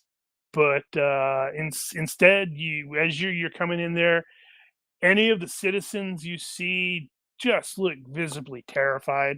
They're scurrying around with their gaze locked firmly on the street, like they don't dare make eye contact with anybody, especially with any guards, of which there are a lot. There is a palpable sense of, well, fear, discomfort, anxiety, that sort of sensation. You just like hanging in the air. The sound of music and revelry can be heard. However, it's like all around you and from uh, you know so many different locations and so many different compositions and musicians that it's this irritating noise because it's like off to your right, you have the equivalent of a ska band, and off to your left is a jazz band, and there's a big band that's further that way, and somebody's playing some reggae, farther ahead, and there's a rap battle to your behind you, and some kind, and it's just like it's just creating this discordant mess. I see they keep all the delights in the palace. That makes sense. There are also some darker signs, as if the tangible atmosphere isn't bad enough. At each of the street corners, there is someone who has actually been crucified. They're not on a cross in this case, but more like their hands are above their heads and nailed to the nailed in place. And these dudes seem so far gone that they actually seem to be getting off on the agony. And I need everyone to give me a fright check at a -3. This is a combination of the general eerie atmosphere, I do have fearlessness. That should already be calculated into what your fright check is. Let's see, you got fearlessness what? Did we actually add that to your other? Fearlessness 2. Okay, so your will is 12, so your fright check is 14. All right. Awesome Aramis job, again. Aramis. Oh, you didn't have to re-roll that. That would have been awesome. I think we should take the fail by 9 instead of any of those. Well, I failed by 1. Oh, Brum, however, is Combat reflexes adds. Adds +2, yeah, to your That the should check. already be calculated in too if you did it in GCA. Well, it may not show up. It doesn't import. Those stats don't import. Yeah, Huh? yeah. You have Do to they add not? that to the other. No. And it's only the Phoenix sheet that actually shows those. Yeah, on you've got 14. I must have manually added that. Yeah, you've got 14 on fright check on the other tab. All right. So, does he have luck, and is he using it?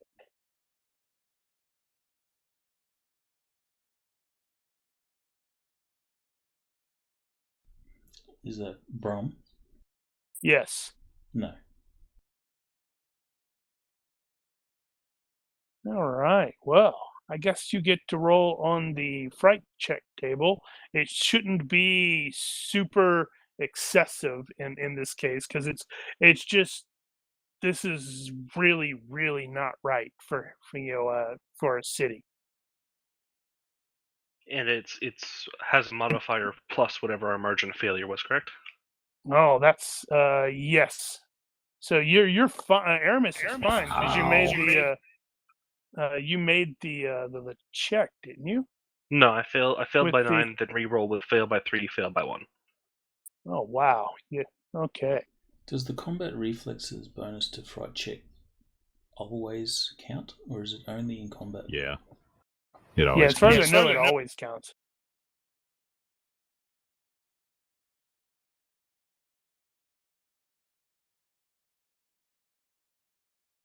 So that's not terrible. It's one of those where you guys are just the general atmosphere, and the fact that every time you come to a corner, you find these poor people who are like crucified on there at every single corner. It's just like stabbing your creepy vibe.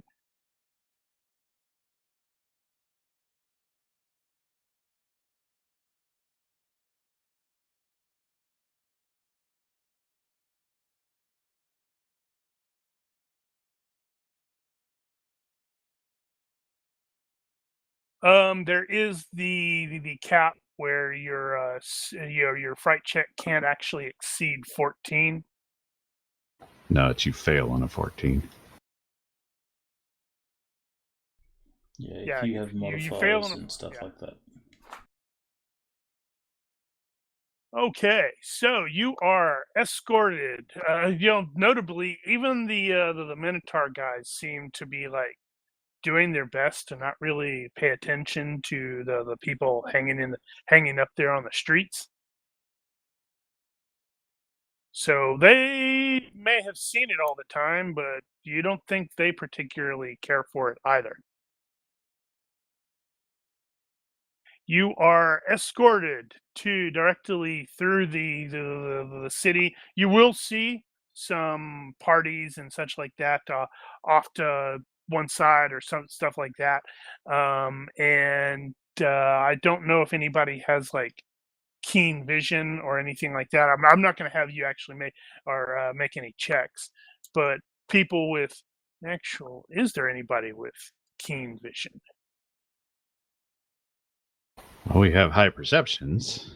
Stalker, Strangler. I mean, I don't have No, keen vision though. those are talents. It's a little different.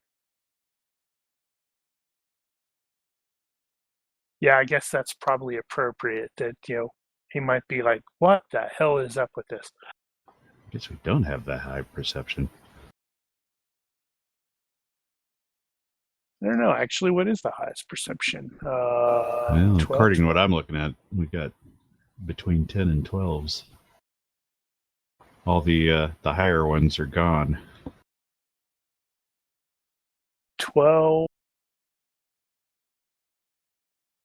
10. Holy crap! It is between 10 and 12. That is so weird. At any rate,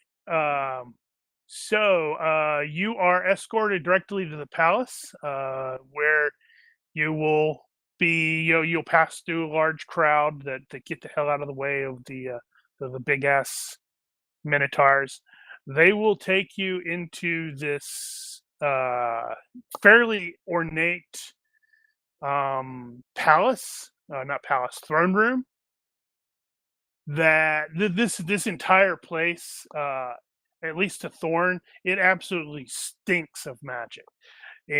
So it's really it's almost giving him, not quite giving him a headache, but it's coming dangerously close. Haruki is feeling very, very hungry. As soon as he steps into the palace, it's like his stomach starts grumbling and such like that. There is a bunch of various hangers-on and such like that. Crowds, sort of like in the court. Sitting on his palace is a positively immense man that at least two of you will recognize. I'm sorry, three of you will recognize as Farouk ibn Said. Recast with or found a different image of him. He is, as you previously saw him. It looks like he is being fed grapes. Could everybody give me a perception -2 check? He's freaking immense. His sheer bulk definitely puts him into the size mod 1 category.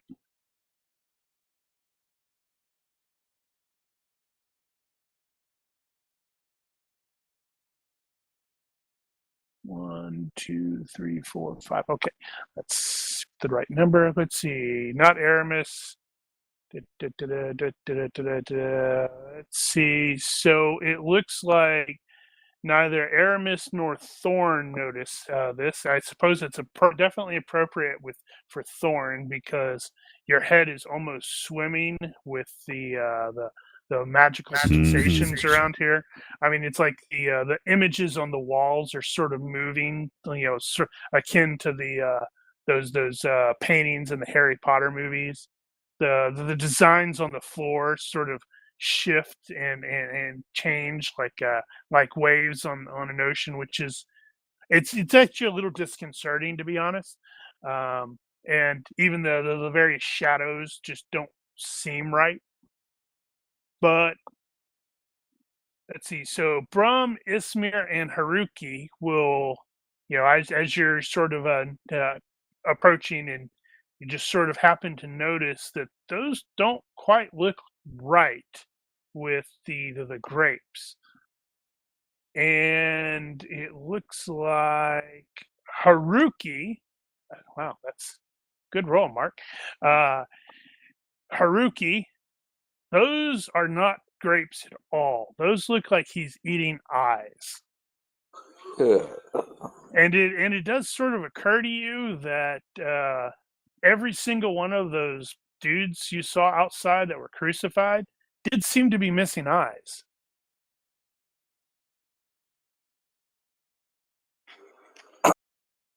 So he's not creepy at all, is he? Full on creep. So there is a dude who's going to step forward. He's like, totally going to have well, actually that brings up an interesting question. What happens to a Grand Vizier in a realm like this? Is he like the lawful good guy? That's a good point. He announces really loudly, you stand before Farouk ibn Said, blessed be his name, the lord of the city of 10,000 delights and the master of 10,000 torments. Tremble in despair before the eyes of our most glorious master. And, the crowd makes some sort of, answering, you're not quite sure what they were saying. Where was that guy's name?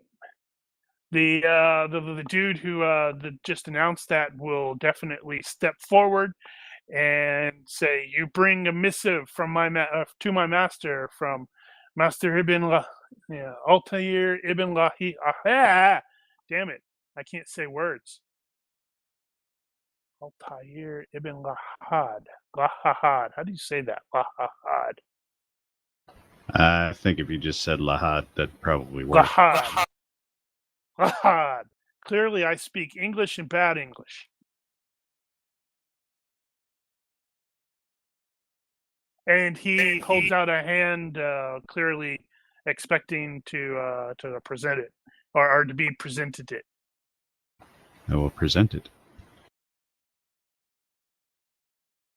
The vizier turns and walks closer towards his master, and he sort of offers the missive, but Farouk, just sort of gestures with one really fat hand as he's like being fed some more eyes, and just sort of gives it's not really a word. It's sort of like a incoherent mumble. It's clearly some sort of command because the vizier sort of like ducks his head in obedience, and then like sort of actually struggles a little bit with the scroll case, and it is only now occurring to me after the fact that I should have seen how many people are actually curious, since they should have potentially been, I wonder what's in this scroll. But no worries. That's what happens when, I forget.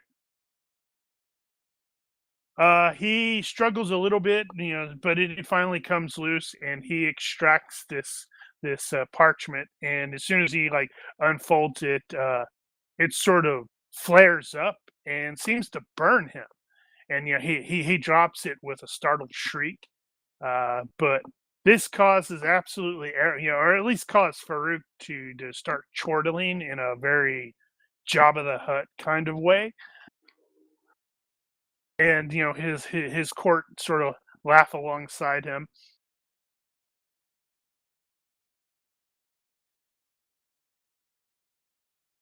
The vizier looks at least a little irritated, but you can definitely tell that his hands are actually burnt. Thorndale shrugs. Like, ugh. And as the scroll is sort of like falls to the floor. As soon as it hits the floor, it sort of continues to glow, and then it's sort of, I guess we would call it like an almost hologram of Zat al-Dawahi. And this immediately causes Farouk's laughter to stop. Like, it's just cut completely off.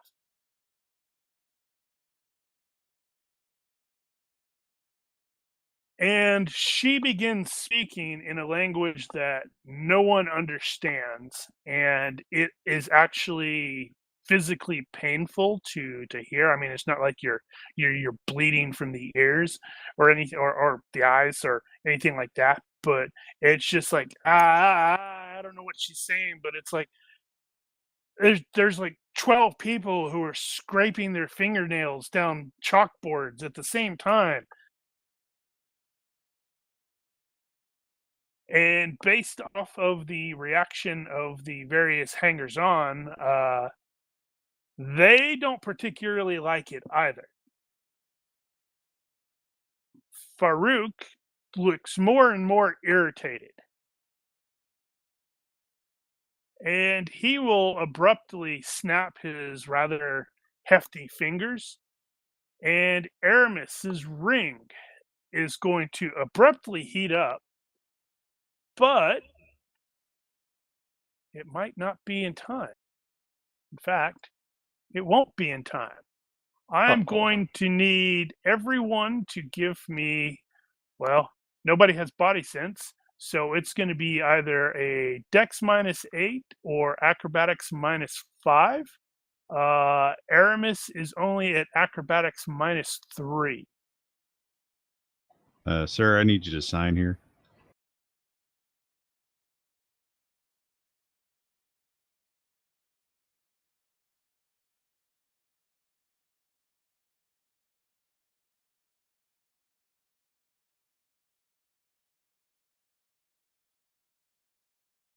Okay, I guess that's everybody. Would escape work? No, that's not what escape is. This is actually he has teleported some people. Actually, he's teleported all of you. So you go from outside, inside this this. Oh right, I need to remove. No, wait, not remove. Skip. You go from this relatively cool the throne room to, it's like you're not quite in an oven, but it's definitely outside, and it's some sort of pit. Oh, great. It is also so it looks like let's see, did anybody pass? Okay, Aramis. Good job, Aramis. So Yay. Aramis is the only one who is not immediately like on his knees going, "Whoa, what the hell?" Because your head spinning. Oh yeah, I'll also mark you Haruki has increased 1 inch. Oh, yay. He's a little Yeah, it's tighter. not. Yeah, it's like ah. So there is immediately a there's this flash, and you find yourself like in this arena with things. Wait, I'll make sure. Yep, with individuals sort of standing, looking a little surprised because apparently they were sort of ported in as well. The upper seats are filled with people who don't look especially enthusiastic about being here. Yay. The directly up there at the directly to the north, there's obviously the great throne, and that's actually the same throne that it's like he Farouk is on it, and it's like he just teleported himself and his throne. The missive has actually sort of fallen directly in front of him, so it's like bearish, and it's sort of still glowing. And he glowers really, really impressively at the lot of you. And he, oh crap, I completely forgot to rephrase something that I had written. What was this, 2 months ago?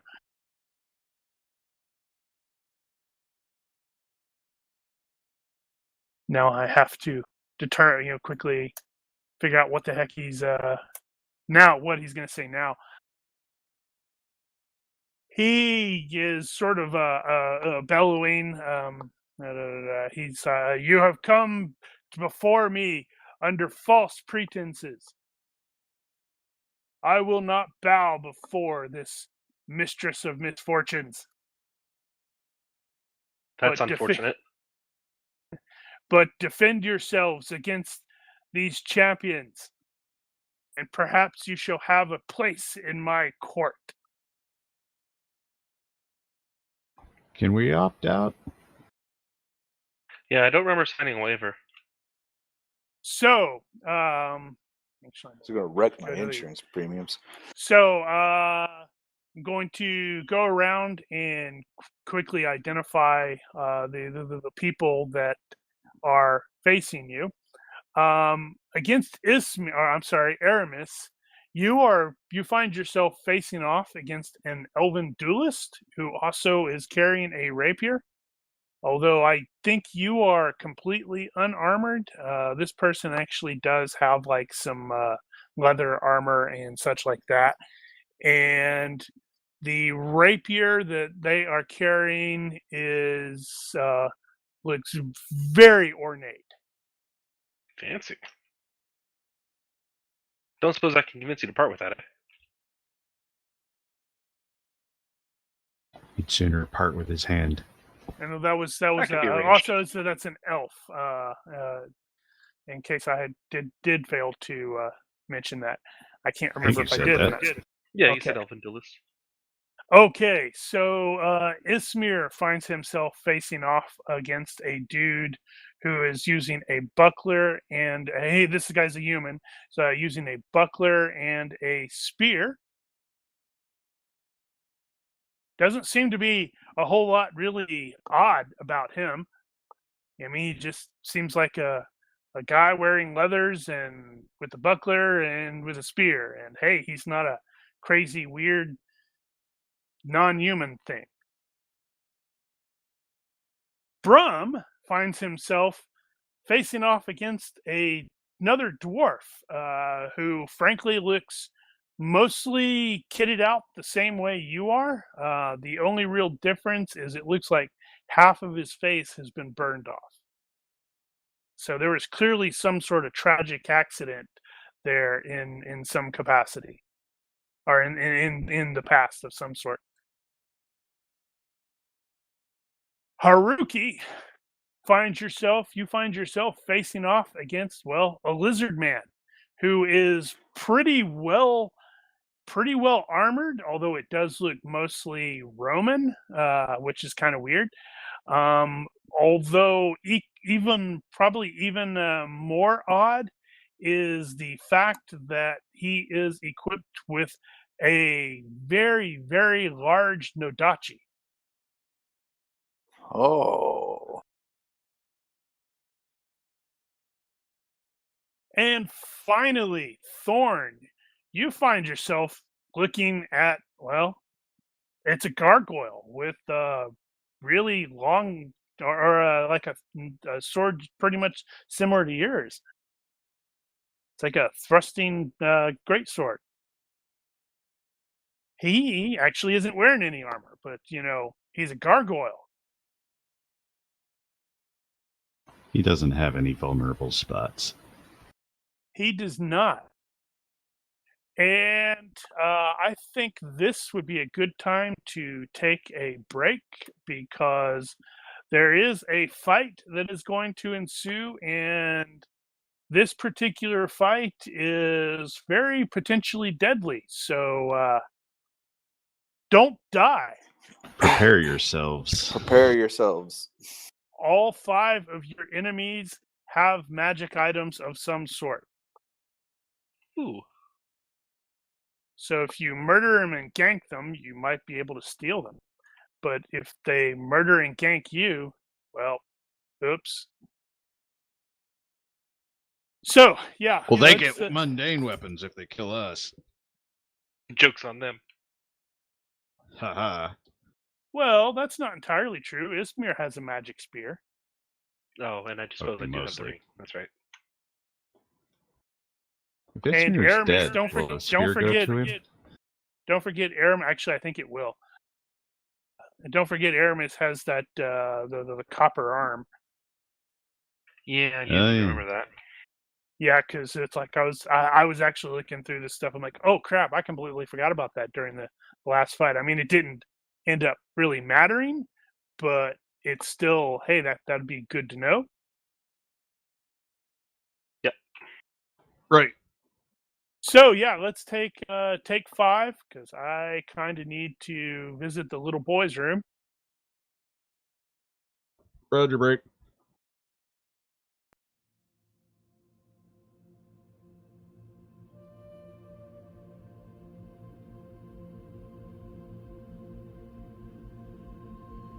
Was actually switched. We're back. All right, welcome back. So yes, it looks like you guys have found yourself in the midst of a do or die battle. To be fair, Zyanra did sort of mention he has that good old Farouk likes to do this kind of bullshit. Mm-hmm. And I think Daniel was like, "Yeah, we're going to end up in a pit." So I had to play to his expectations. I almost had him, hit a button and the floor fall out from underneath you. But I thought that might be a little bit really derivative. Phil? Really? Just a quick question. Did you already add the +1 to damage for cutting Yes. or impaling? Okay. Yeah. Okay, so immediately upon all of this stuff happening, you realize, oh crap, this is not a great place to be. Oh, it looks like we're facing off against individual foes. It's like a great master of games is behind this in some capacity. It's almost like we're facing our own counterparts. Well, not quite. I did seriously consider just creating exactly, NPC duplicates of you guys and doing that. But I've done that before, and I didn't want to necessarily do it again. Okay, so to begin with, the Elven Duelist, who is a swashbuckling type based off of the stuff, is going to expertly. I should probably double check that. Expertly fast draw his sword, his rapier, and then he is going to shift into a evaluate as he is studying his foe who is standing before him. And is evaluate not an effect? Shouldn't it be an effect? I thought you added that. I thought I added that too.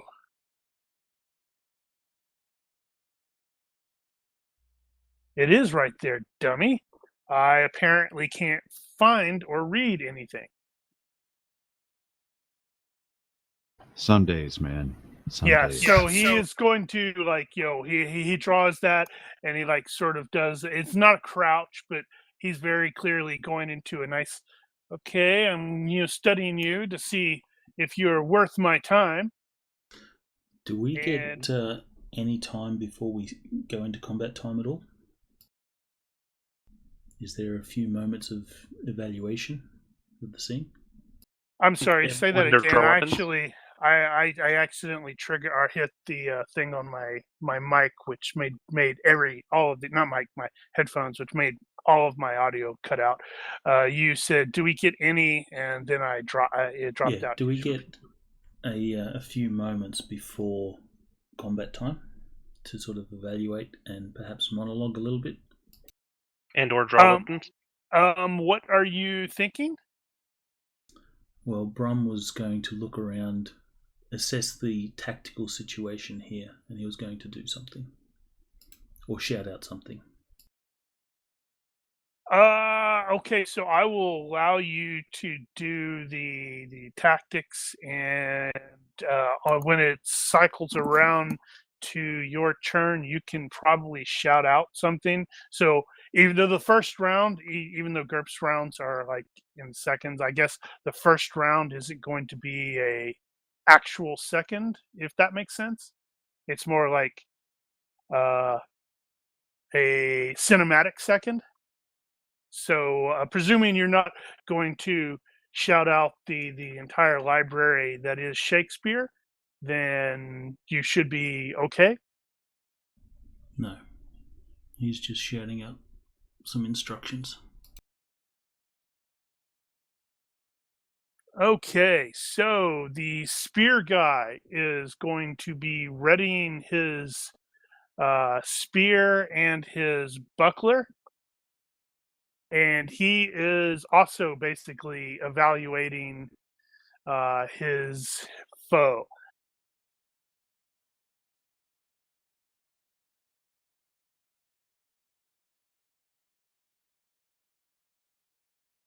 All right, Jeremy is going to do the Festra on both of his blades as well.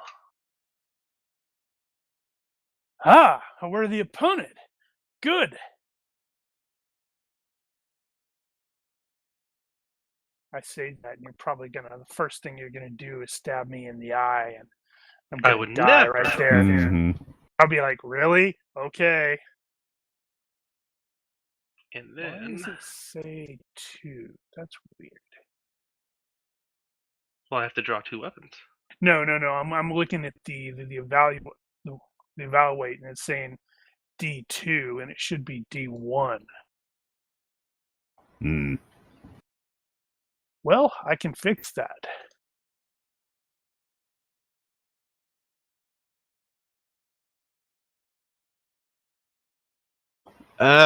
So Thorn is going to first draw the two-handed sword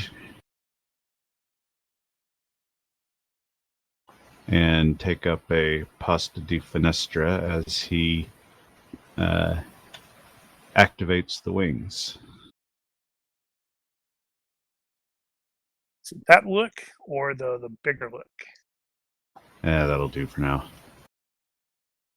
We're still grounded. Okay, so this dwarf guy is going to basically ready his axe and ready his shield, and you're not sure, Brum, if he's actually sneering or that's because half of his face is melted, but he sort of looks like he's sneering at you.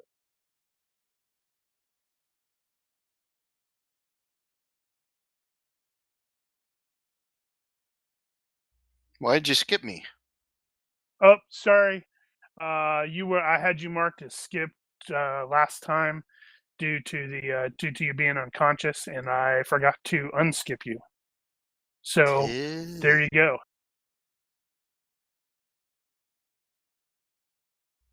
Buckler does not interfere with holding a weapon, correct? No, but I don't think you can effectively use the buckler while you are holding something in that hand. Not if I throw it, then I can use the buckler then. Yeah, because if you throw something, it's just going to be with one hand. How would you throw something with a hand with the buckler attached? No, the buckler would be in the other hand.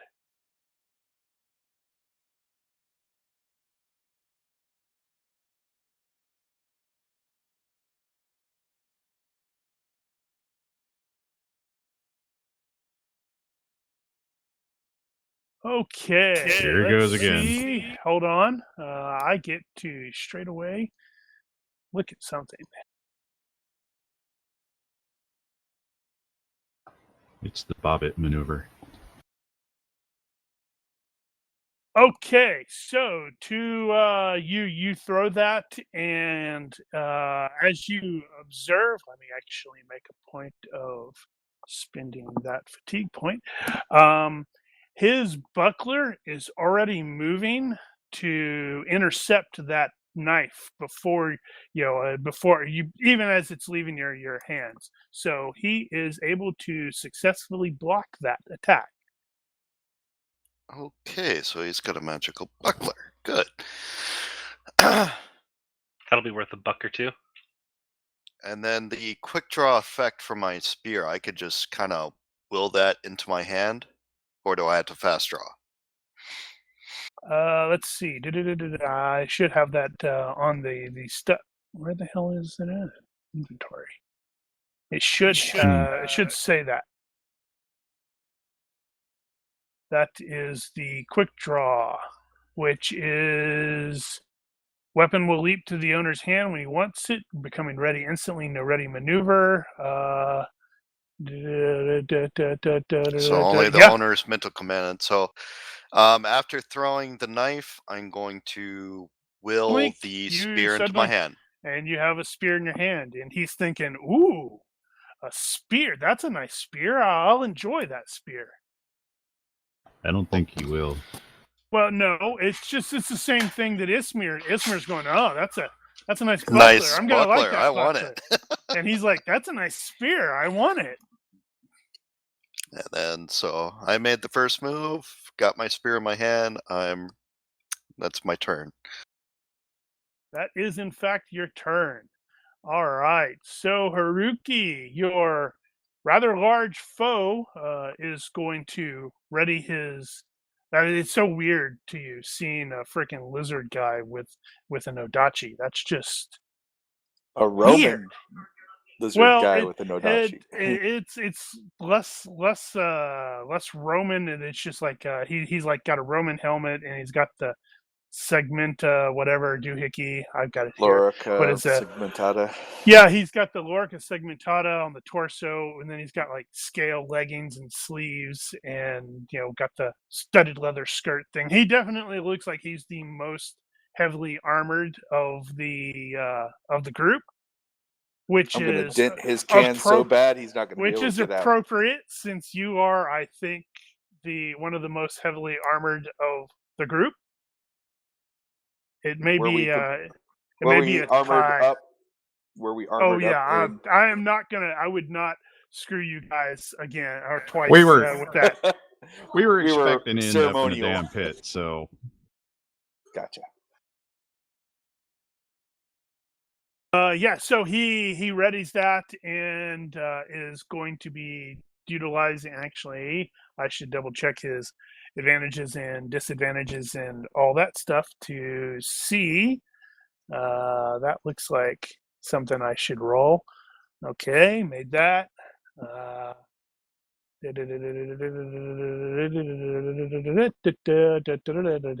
Okay, yeah, so he is going to wow. Okay, that's not really going to work for him. So I'm not even going to bother having him actually make the roll. He's going to roll in an intimidating manner, but you know what? I should still go ahead and make the roll. It's possible I could roll a 3. I did not realize that, his intimidation was this bad. Well, he is successfully making an intimidate roll. I believe that's resisted by will.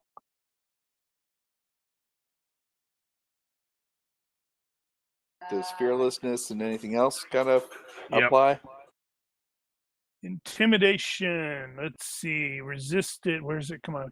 Oh crap! I overshot. Subtract the. I subtract the subject's fearlessness. Well, it doesn't matter if you. Yes, it does help with resisting intimidation. So, fearless 1 plus a what is the combat reflexes? Does that apply? Yeah, he yelled in a very intimidating or roared in a very intimidating manner, but you were not potentially impressed.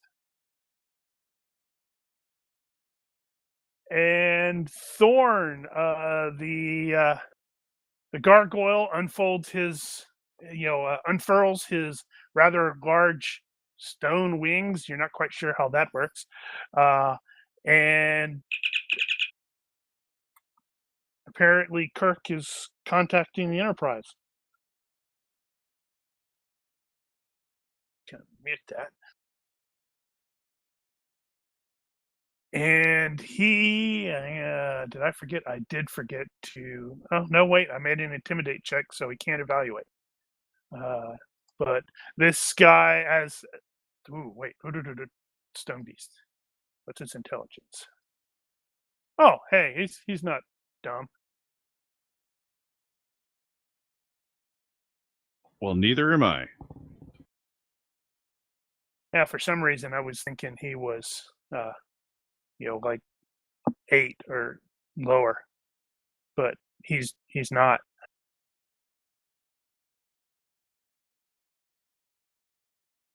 Okay, yeah. So he's going to take a step and evaluate. I think I can do that.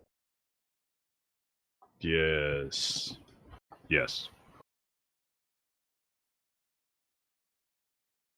Poor Brum. He's like dead last. All right, Haruki. I'm going to attempt a defensive feint and present him, or make it look like there's an opening for him. So you're going to have to at least step.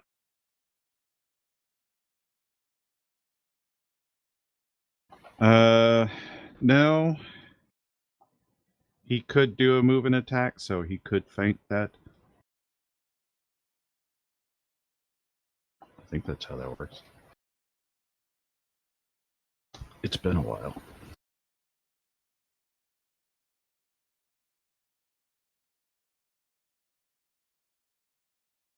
Let's see.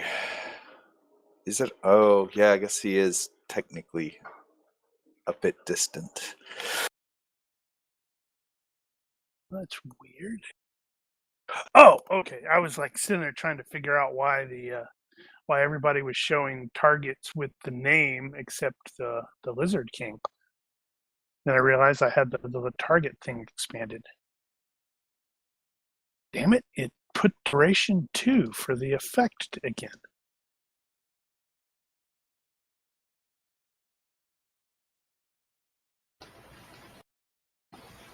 So I can step and evaluate, right? You absolutely can. You can feint from there too. Can you feint? Okay. I'm trying to confirm just to be sure, but I'm fairly certain that is true.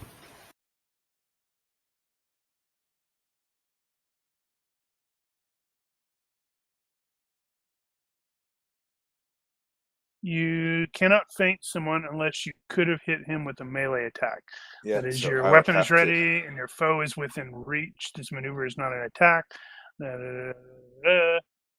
Do see what Daniel's saying. Yeah, I evaluate could does make the right specifically maneuver. say that. I could do the committed for the extra step. Or a move and attack, you could reach him, but That leaves I me do kinda think open. it's probably you probably do need to get a little closer. Evaluate actually does specifically say that if you could hit him with a move and attack, it works. But I guess evaluate feint says doesn't that, say but that. feint doesn't. Well, but feint would also work with a ranged weapon, but that's kind of a different situation. All right, so I need to get a little closer.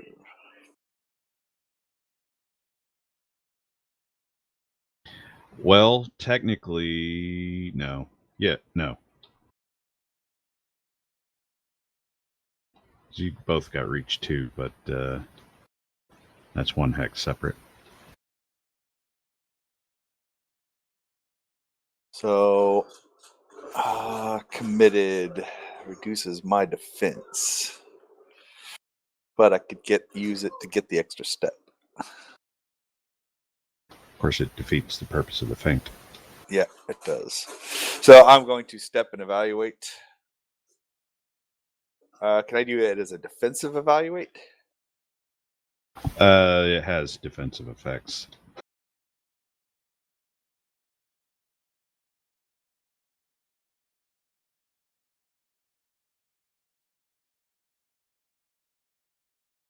And I will, as I'm stepping forward, I'm doing the, I'm, Haruki Nakasado. It will be an honor to defeat you in battle.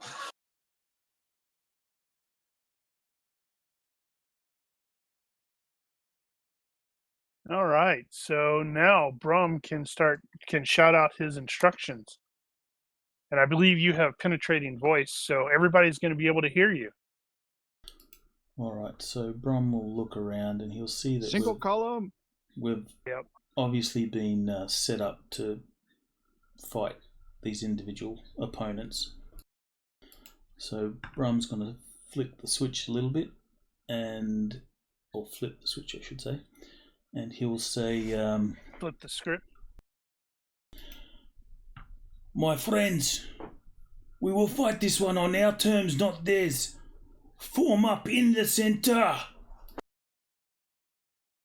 Right. He's remembering, hey, guys, we have Yeah, teamwork. you guys- we should use teamwork. Yeah, we all bought teamwork.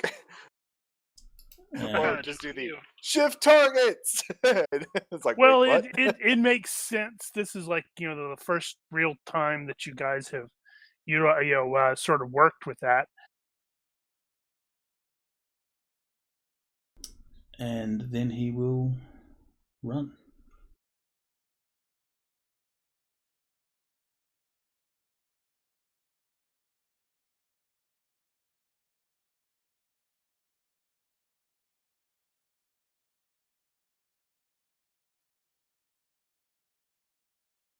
Well, she doesn't want any of that business, he.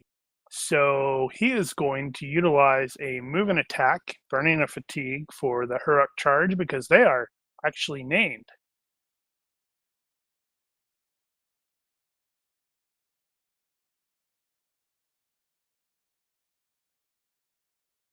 Ah.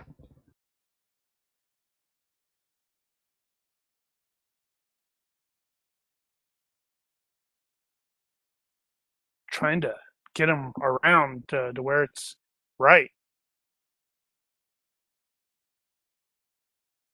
Okay, let's see here. Going to be going with that and that.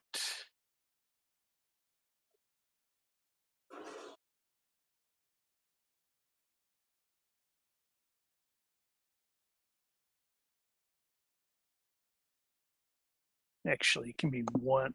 I think 1, 2. Yeah, it would have been there because it's the 1,2 reach.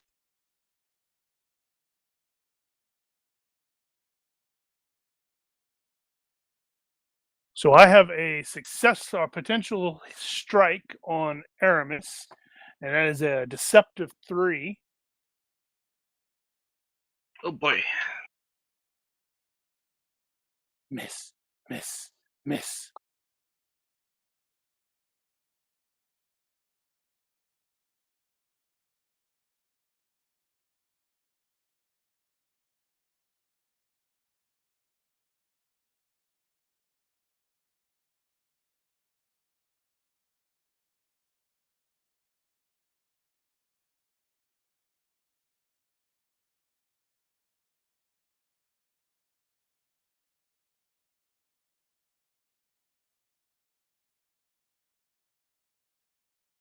So, Hermes?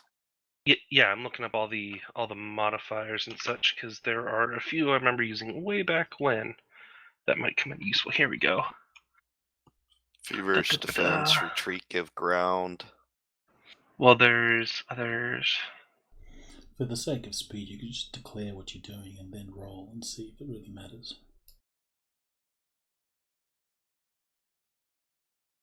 So you got the extra effort, feverish defense. That'll give you a plus 2. I'm bringing. Don't mess up his brain. Okay. Going to do. So it will be.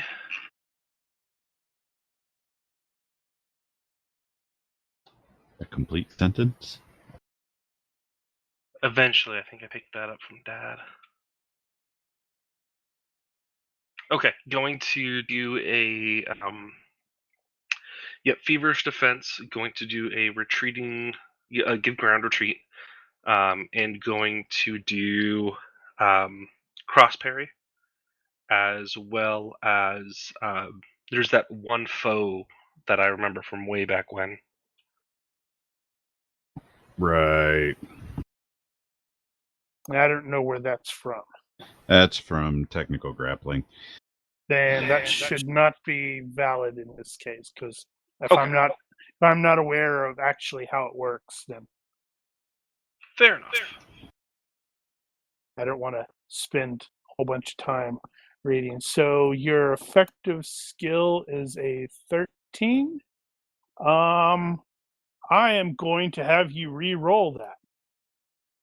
Mm-hmm. Oh, that's rude.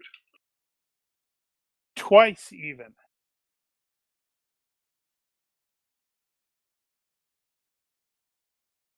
Yes, that's the one I'm taking. Wait, hang on. Haha.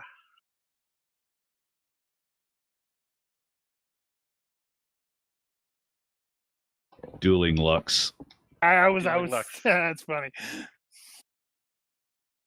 Man, I knew I should have went ahead and done the ridiculousness. It made it by 1 minute. Okay, so that was a very interesting exchange. Right, this fellow is... Okay, you got a magic spear. I have no idea what all that magic spear can do, so I can't wait. You know, I think I'd be tempted just to say if you use luck against luck, it just counters the luck.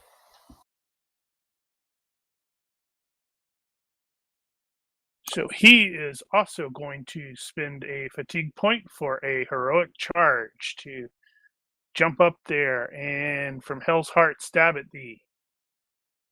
Let's see. Salmon leap. Yeah, you're fighting Achilles.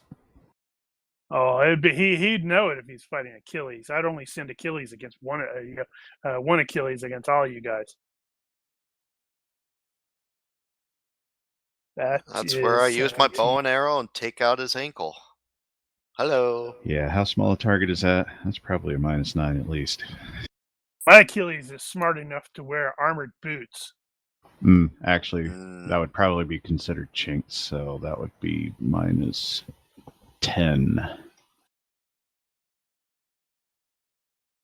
Doable. Okay, so... Oh, no, I missed. Let me make sure he doesn't have luck. He does not have luck. That spear nearly connected. It's like, oh, nope.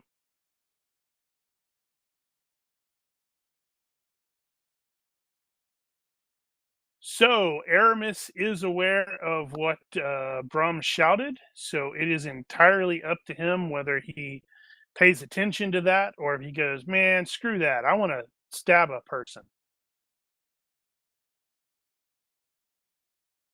And he still has 2 unused quirks he needs to populate. Slacker.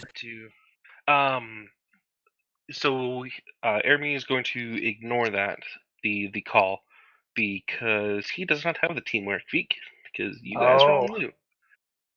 Right. Okay, well, that makes sense.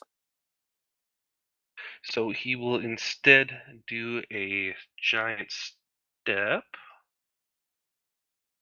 You have to get that close. The slacker. Well, S-stocks are 1s compared to the rapiers 1-2. And then I will go for the Good old eye jab.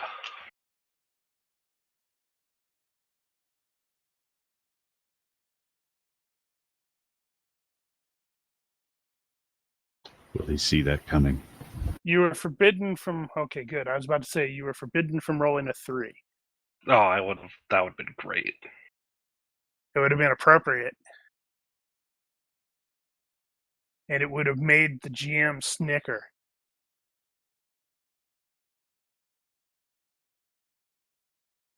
I had a feeling.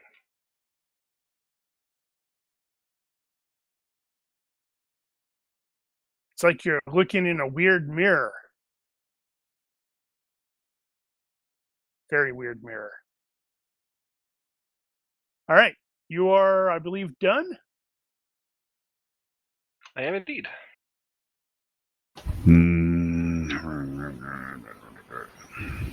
Does he have? Did you pick up teamwork? Yeah. Ah, okay. Yeah, I'm just debating how best to close the gap. Well, you can jump up and fly back there. Well, but I don't want to just turn tail here either. So I think what I'm probably going to do is a move. And I shall be backpedaling basically in air, or by in air I mean a couple of inches. So just which is going to be half. So right now my move is 10.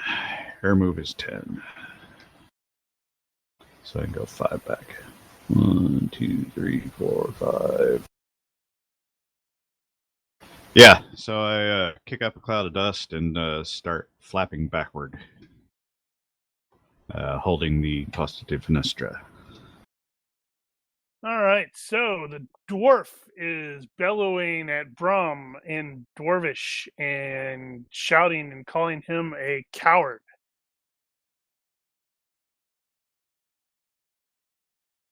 Because that's what they do. Okay, so damn it, and I need to make sure that I have the proper. Yes, he does. Okay, so his move is that.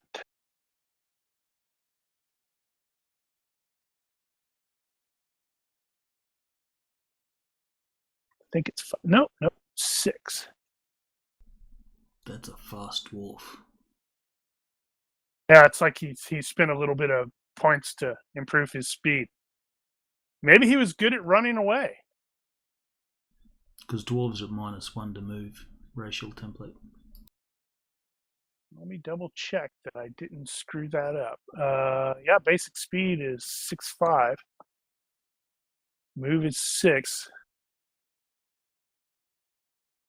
Yeah, that would be right if he spent for a move. So what Yes. is I see 2 different deceptive attacks, a penalty to attack and a penalty to defend. Right. Yeah, so So if you are attacking deceptively, you apply the penalty to attack. You notice it's twice the difference. So it's like if you go, I'm using deceptive attack 1 on a person, that means you roll at a -2. But when I defend, I am defending at a -1. So now I can use my counterattack ability that automatically. That is yes. Actually, no, because he missed. But Which is that's one of those little quirks. Yeah, you have to actively defend. Since I missed you, then you can't use counterattack. Oh, come on. That's the way it works. Well, to be fair, if he keeps denying you counterattack by missing, that's probably a benefit. Yeah, there are worse things that could happen. Right, so... All right, let me see. So I noticed that when I threw the knife, his buckler immediately move down to block, right? That Was is already correct. moving.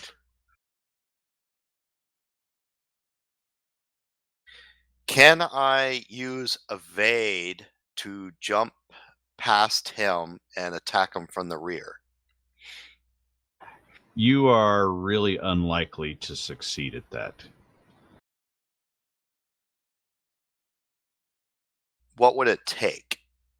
Well, he's going to get like a +5 for being standing, and then he's going to get his DB from his shield and all this stuff. You don't want to try that. That's not going to work for you. At this point, you just run around. You can actually do a move and attack, get all the way around to his back hex. He will still be able to defend, but it'll be at a -2. So would I use my running skill or just move You around just move. And then do I need to use a like heroic charge or extra If you want fatigue to get around the penalties for the move and attack, then you use the heroic charge. Yeah, because I want to be able to attack him this round. So I do the heroic charge, burn a fatigue, get around his back, and then strike. Correct? Yep. Okay. Yeah, and I think So- what's his move? What's your move? I mean, Move is 4. ew. Well, you get 1, 2, 3, 4. You're slow. I you can barely get make there. it. I barely make it. You can't actually turn all the way around to face directly at his back, but that's good enough.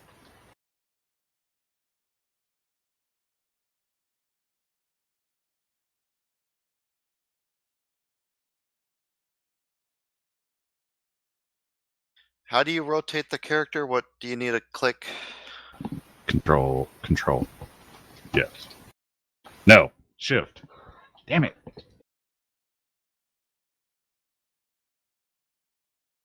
With that, is that good enough, or do I need to get fully behind him?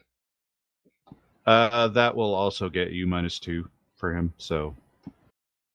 And that also is on his non-shield side, so he can't use his shield there.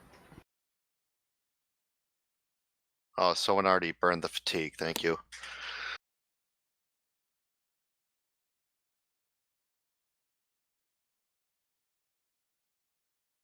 So he's already got a -2.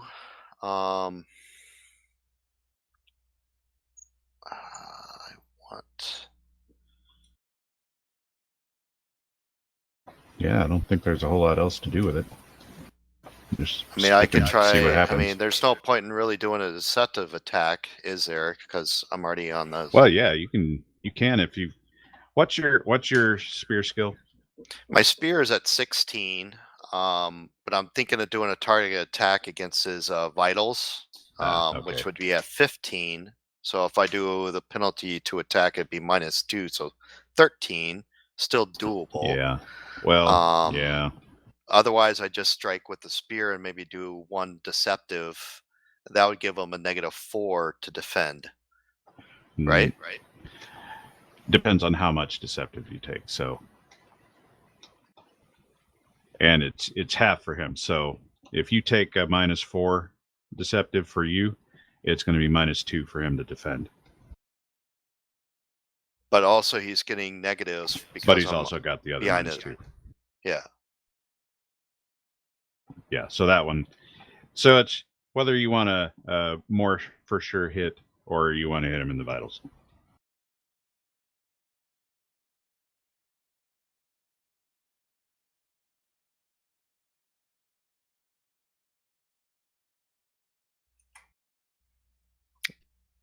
Okay, let's see here. Which do I want? Okay, so there's. So what's he at -3 there? And does that shield actually allow him to defend on the wrong side? I didn't use the shield. I used Well, I dodge. presume you didn't, but that was just a random question, not a. No, Dude, did you have to roll a 6? I did have to roll a 6. I'd rather have rolled the 6 when I attacked. Be glad he didn't roll a 3. Okay. Rawr! He is going to step forward and take a swing at Haruki. Let's see here.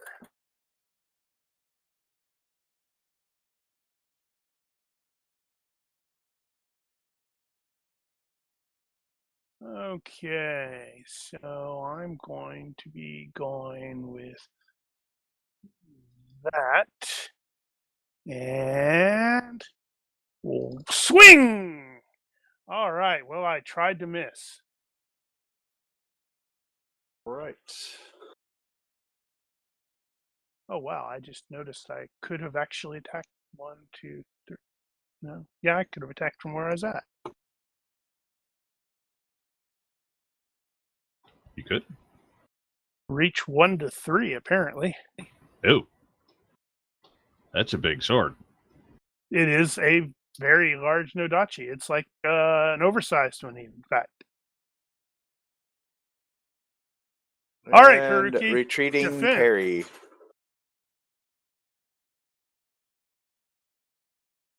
You need to miss so I can hit you. Lop an arm off. Now, you did the eval, Evaluate. so you get that. That's going to take off the deceptive.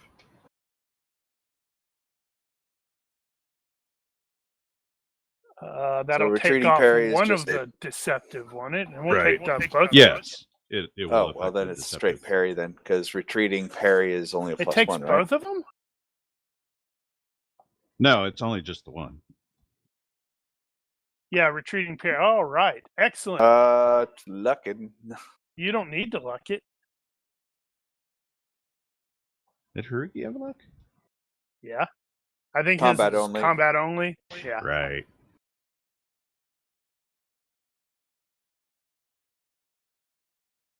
Actually, you have absolutely no idea what this dude is saying because he's speaking lizard. I'm gonna take the first one.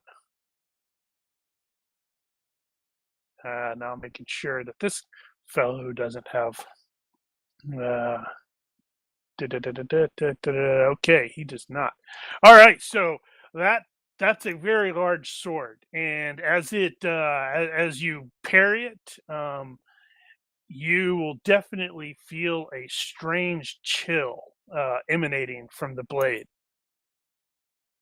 And you're not positive, but you think it might have like cut a nice little chunk out of your thing. That's just like superficial. It to make you, oh no. Oh. All right. Exactly. So this guy is going to spring up into the air. Let's see. What is my flight speed? It should be on there. How is it not on here? Man, that's a potential issue with the NPC sheet there, Brian, is additional moves aren't showing. There should be a whole line for it. I don't think On I don't NPCs? think that actually imports. Well, maybe it does. Crap. Yeah, on NPCs, that on the main thing, move should actually be a line where you can type several different moves. Crap. Okay. Damn it. I don't know what his flight speed is. What is Well, what's his normal speed? his speed or his move? I think it's basic speed is what it's based on. 625. So he's going to have 12 and a half or 12. I'll just presume 12. Okay, so he is 8 yards away from you. So I think he can do a move and attack and try to cut you with his sword. He could. Sword. He's And staying at this level of altitude. Let's see. So, can he get higher than you and still attack? Yes. He would like to do that. How What's much? his range? I'm trying to see what his reach is. Okay, 1, 2. So he needs to be at least 2 away from you. So he's like 2 yards higher, I guess. Yeah. Okay. So and 2. Let's not think about angles. nope, I am not thinking about angles. Angles are terrible. And he swings. Like the name of that sword. That's an awesome sword name.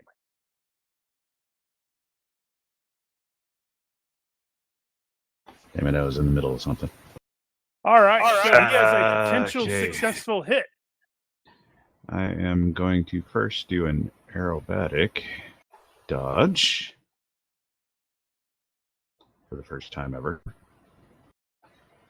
And Oh, right. He fail that.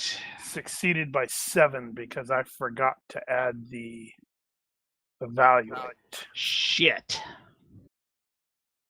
What's that mean?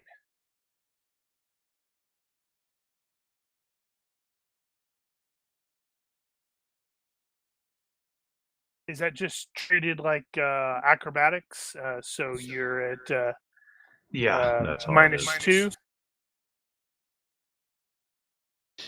All right, and I am still going to do a retreat, and I'm not going to do a vertical retreat.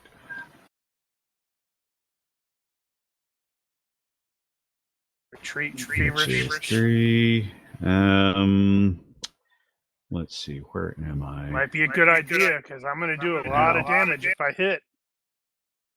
Well, let's see. I'm at parry of 13. I got +1 for that.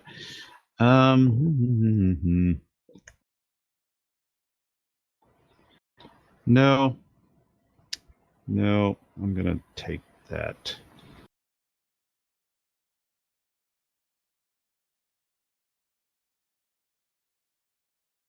Oh, wait, that's a parry, not a dodge. Yeah, that's me. I stand +1 corrected. instead of +3. We'll do the extra.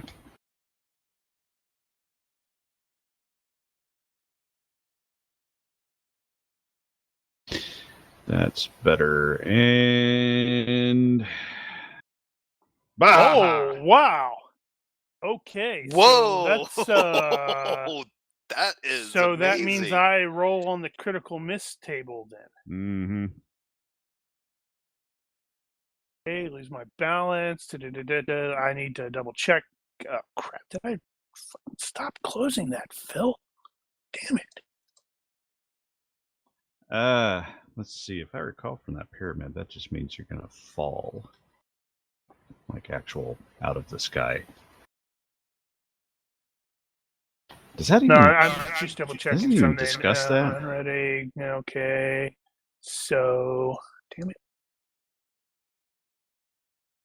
Yeah, which one was that in? Well, if there was ever a time to roll that, that was pretty close to it. Let's see. So, okay. So he lost his balance. He can do nothing else, not even a free action until his next turn. Although that's odd because that was the end of his turn. But sure, whatever. All of his active defenses are at -2. I'm going to create a thing.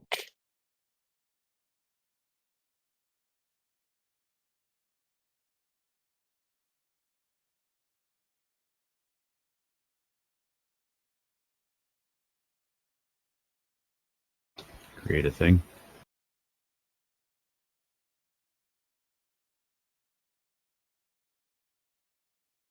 Ah. That's probably reasonable. Okay, so yeah, he took that swing and you did a parry. You felt your sword shiver from the impact, so you know this thing is at least strong. Actually, I don't know how strong you are. Let's see. Yeah, you know it's a bit stronger than you are. Right.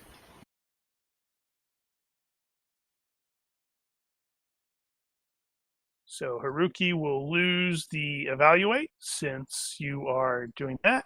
But yeah, you are. So you're falling back.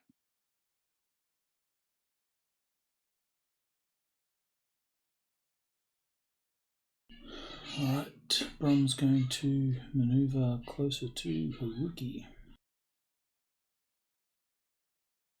Gonna do have him do a fastball special. He's gonna pick you up and throw you at the gargoyle. Oh no! Now you're activating the back-to-back badasses trope. Now, per the perk, we have to do a Spend a ready spend action. a spend a ready action to actually form up. That's what they're planning on doing. You're going to be doing back-to-back badasses. So, since there's no action taken, can Brum's turn be a ready? But you just had to move, right? Right, but I haven't taken action. I just did a move. Okay, well, we have been using that optional rule that would allow a move and ready, but you had to roll a Dex -2 or drop your weapon, but in this case that wouldn't actually make sense. Forming up is just moving into position, really. Yeah, I know. I'm thinking maybe you accidentally slam him if you miss it. That would be funny. And bounce off of frickin' Haruki because he's not a small fellow. Damn it! I thought I had put. Okay, so I'm going to make a quick note as well that I am going to actually add that that teamwork perk from the thing into the system and then copy it to the appropriate people so we don't have to look it up. Didn't we have that already? I thought I did, and I don't see it. Yeah, we do. Where's it at? It's in the notes. Okay, it's in notes. That's not where I want to put it. I want to put it in traits under perks. Well, you can cut it and paste it out of notes.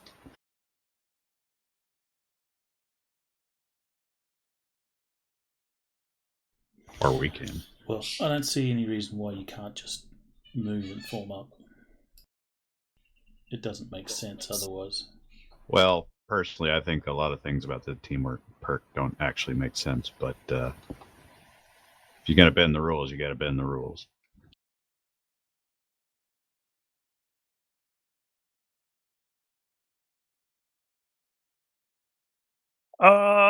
Yeah, so what was the thing we were doing with the thing where it was like you make a Moving ready.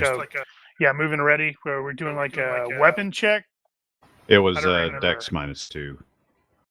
Why wouldn't it be weapon -2? Because that's not what it is, I guess. I don't know. Okay. Yeah, so I guess Dex -2.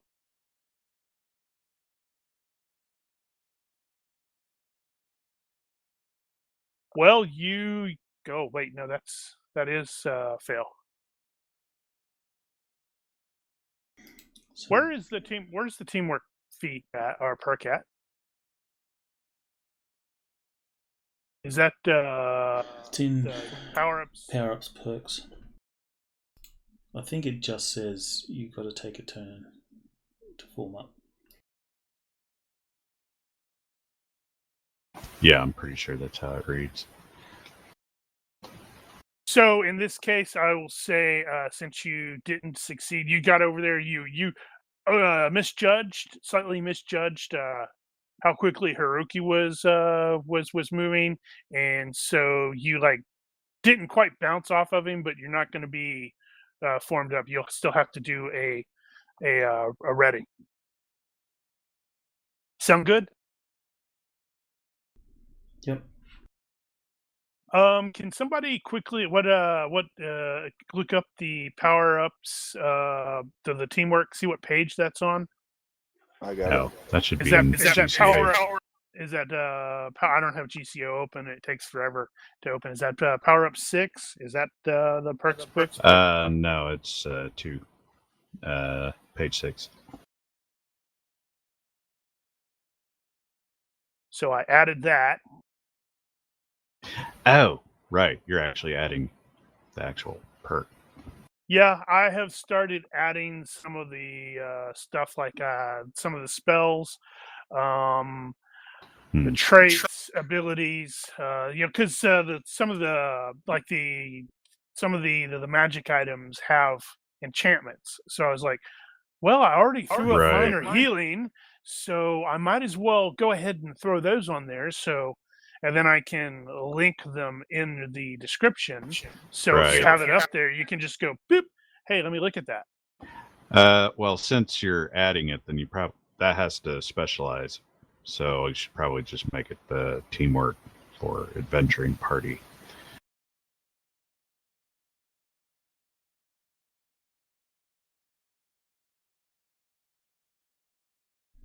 The only condition of teamwork is that when everyone finishes their turn, they must be adjacent. Right, Otherwise, that's after. They need to form up again.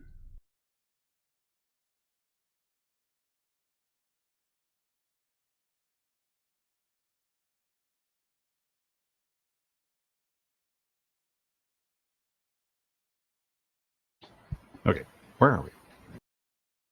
But so, for example, if you look, this is the spear that I did. And you see how I have the links for the 2 enchantments. Okay.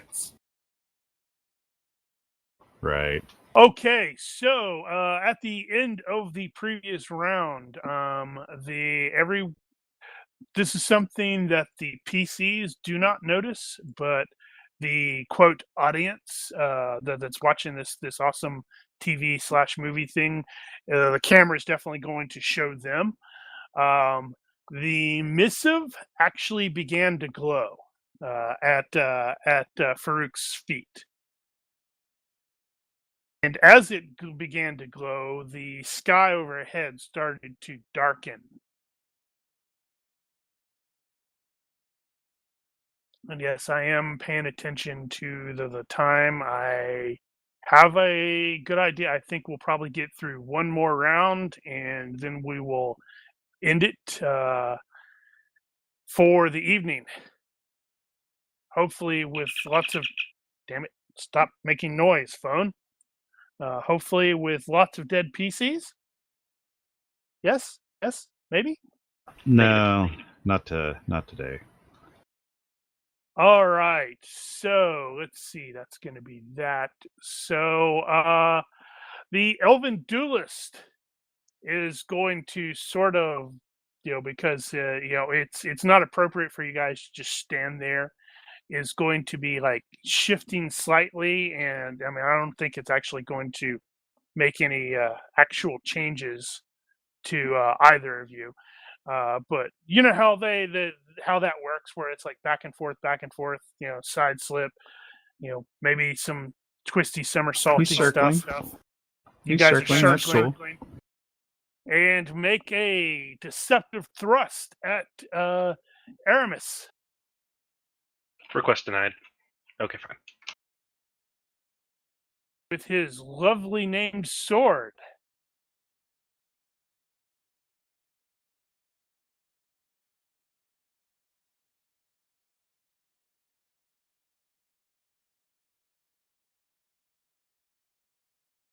All right, Aramis, defend. Yep. Fail to defend. I would have preferred you to have failed to defend. All right, this guy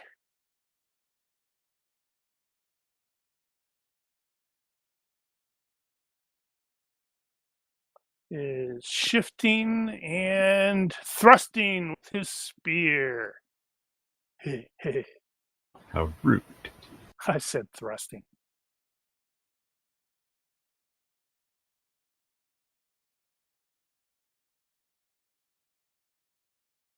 Oh, no! Oops. That's not going to go well for him. Okay, let me double... Oh, right, yeah, he doesn't have a magic weapon. Okay, so... Where is that one? And add that there. Clearly your runaround there, Ismir, caught him a little wrong-footed. So as he was shifting back to, and actually, if you look at the pictures, there are, or not the pictures, but the map, there are like little grayed out weapons and shields and stuff like that on the ground. So he clearly stumbled slightly on one, and that is not a good thing for him. Yes, it is. No, it's really not. Yes, it is. It's okay.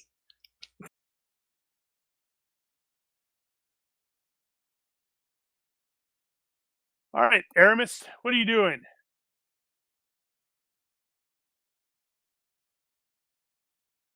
I'm going to step up and try to stab him in important bits. He would really appreciate if you did not do that. Well, that's not his problem to... Whatever. Take a counterattack in the neck. Okay.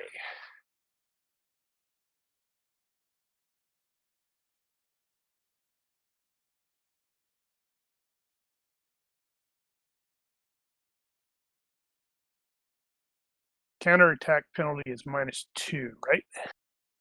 That's what I've heard. Okay, I am just in the process of, okay, so I could do that, and I could do that. Okay. Want to parry the snot out of that.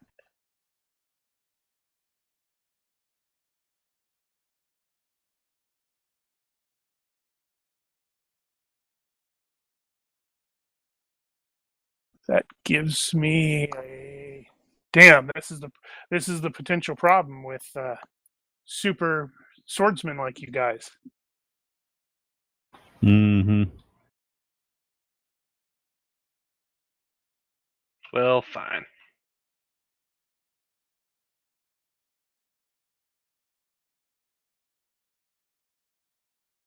All right. I am taking a vertical step.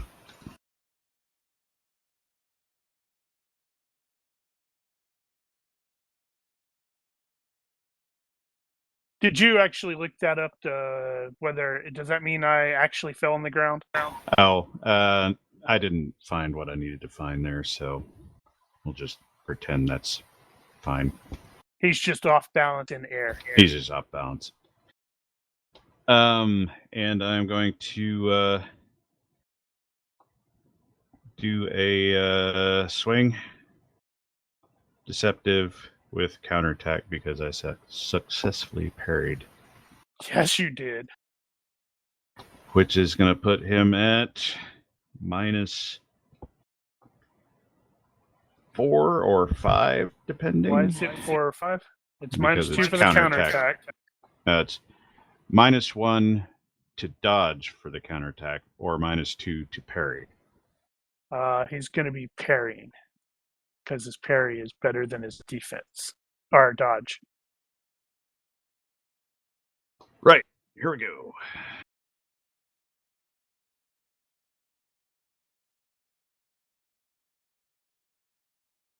Oh, so I am at -4 that I'm aware of because -2 for the counterattack, -2 for being off balance due to the crit fail, and -1 for deceptive.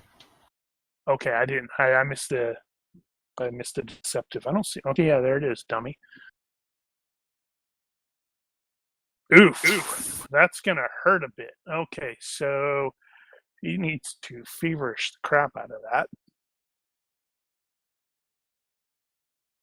And what did that say? Where's that? It just said you can do nothing else. Do nothing else, and your active defense is at -2. So Yeah. I'm going to presume it can't retreat, just because. Well. I don't like it, but that's. I'm trying to think. Well, I think it would probably qualify as a do nothing maneuver. Effectively. Okay. Well, even if he retreated, he would have missed that because it would have been that's only one. So, first potential blood by PCs.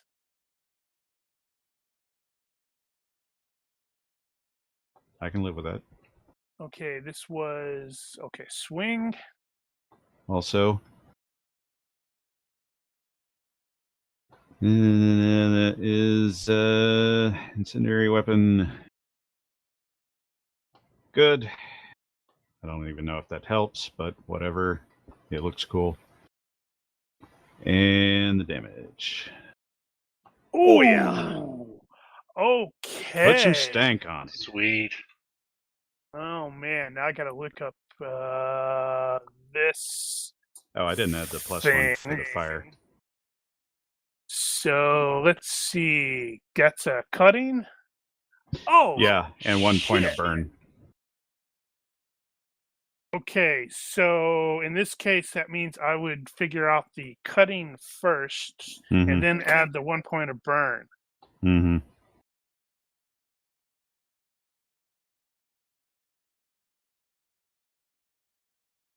Ow. Well, that's definitely a major wound for me, because you did a shit ton of damage. And when you hit, oh, right, I have to look that up really quickly. Sorry. This is Brian's fault.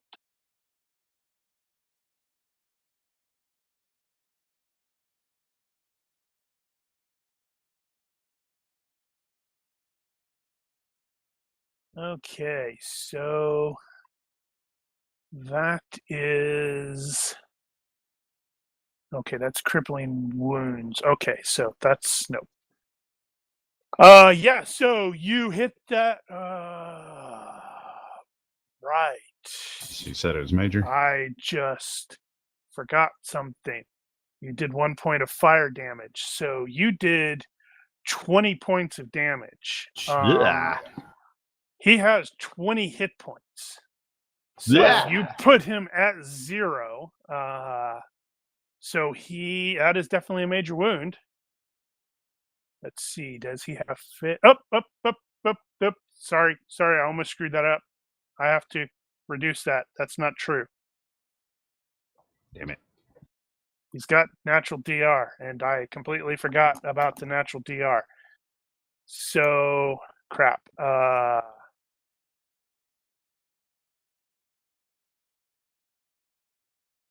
That brings up a question, because normally I would, against a normal person, I would just go, no, wait. So the DR... DR before the modifier. Before the fire, too. Yes. Yeah.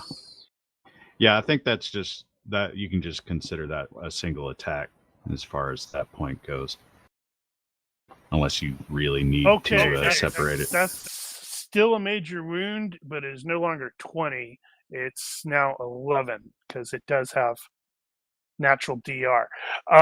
So that when your sword hits him, you see chunks of his, of the stone go flying. Right. Okay. Did he do the knockdown check? I haven't gotten to that yet. That is health check, and barely succeeded. Damn it.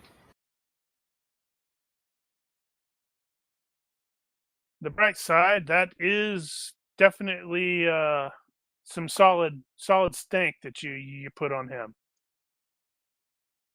All right, so 1, 2, 3, 4, 5. Hey, he can actually get over there and attack Brum. Okay, so that is going to be a heroic charge. Damn dwarven cowards.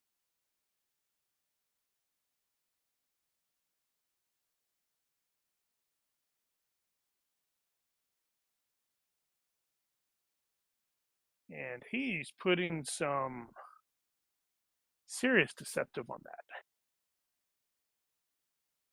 All right, so I got a deceptive 3 on potential connection on Brum.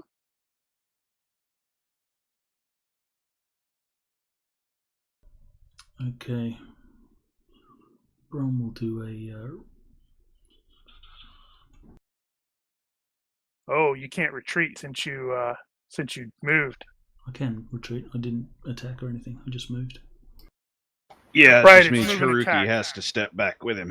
It's moving attack. I forgot about that there. Yeah, right. In answer to Haruki, we're not formed up yet. I thought you did. No, I failed. Oh.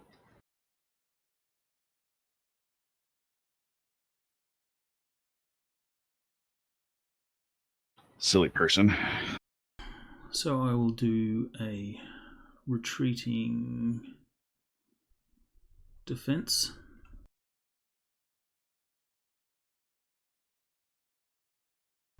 And this will be a block with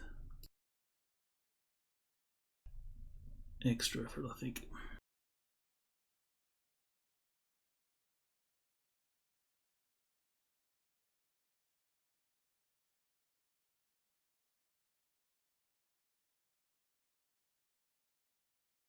And I completely failed to mention that there's the crowd or is at least going hooray, boo.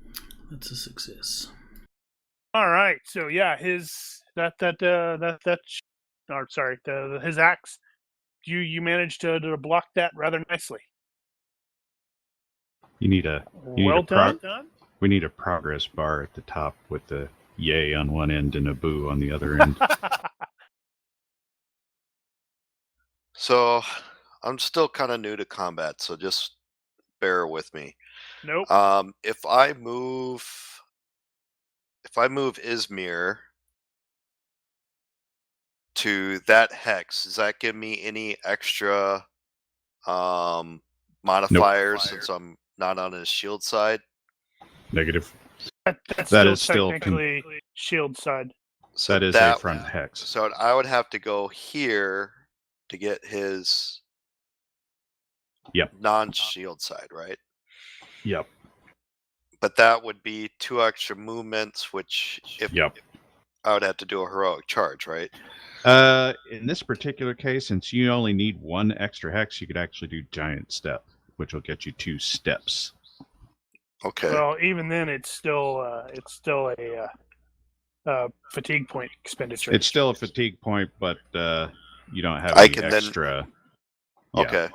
So I do a giant step. Does that mean if I need to with this one, I could do a retreat? If he attacks, you can still do a retreat.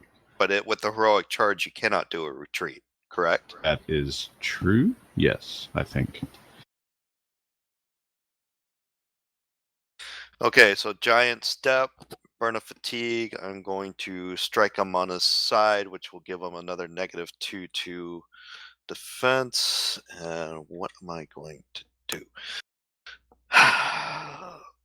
Question: can you throw at point blank range? Yep. No then reason you can't. Then actually, I will throw my spear at him. I don't think that's going to get you anything, though. It gives me I have better throw spear than I do attacking with the spear. Really? My throwing the spear is 17. My attacking is 16. So it's 1 extra point that I can use some deception on. Well, I guess. It's a little weird, but whatever. But I can also will it right back into my hand, so... Well, he won't see that coming. Yeah, I'm really just imagining with that. Imagining you trying to throw it in range that you could actually hit him with it.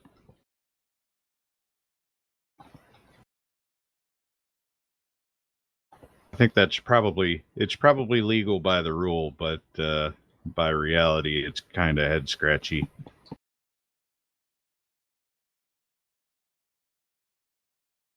Oh crap. Okay, so yeah, that one may not be super great for me because that's negative something 8. this was a good option to be where you were at, because if you had thrown it in that hex, he could have triggered one of his shield special abilities, which you've already seen.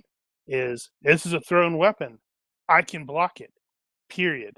But you have to be able to normally block it, and you are right out of his blocking hex. So I have to do a That sucks for you. parry, or both of those suck.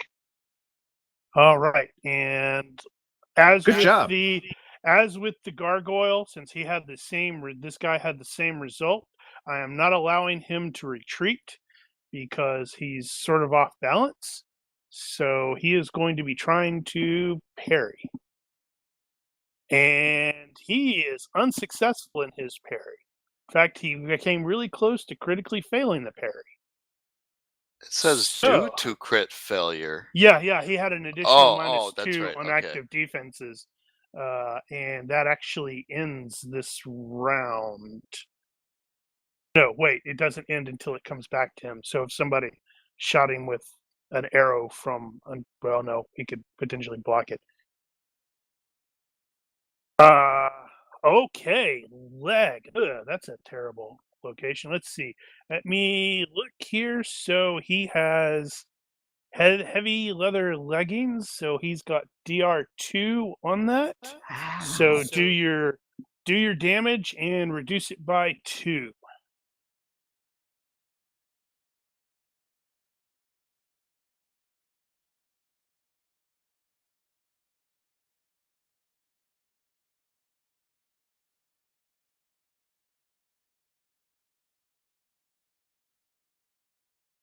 Okay. So that is reduced by 2. Okay. So 2 points of damage to him minimum. Let's see. So that is going to the thigh. And so it it did allows hit an crippling over hit points divided by 3.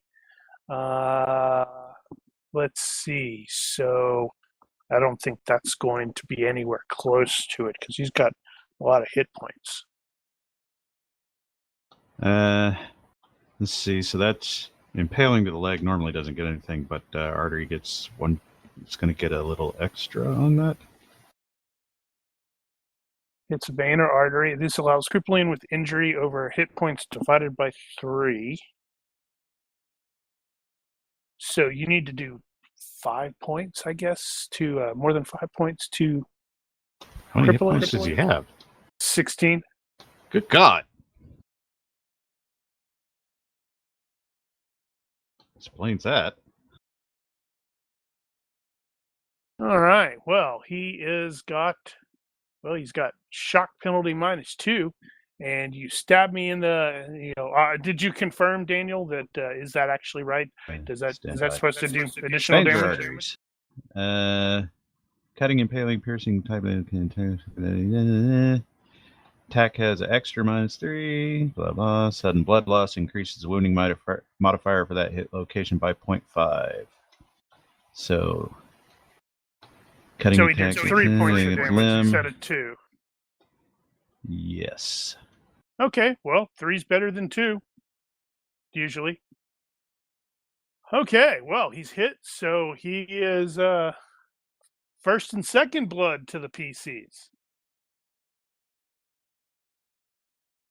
All right, and you are doing the get back over here with your spear? Correct. 9 yards. Can I cover that? I cannot. Ooh, hey, I don't need to cover all of that. Okay, so 1, 2, 3. Doing a heroic charge, move, and attack. Let's see from there. So 1, 2.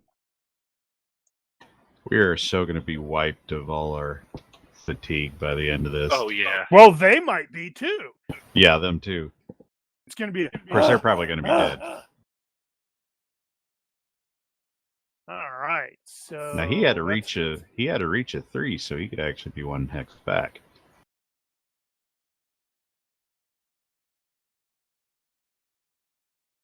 I'm so accustomed to it not being that. Yeah, I know, that's weird. So, and he is swinging mostly at your torso because that's what you do.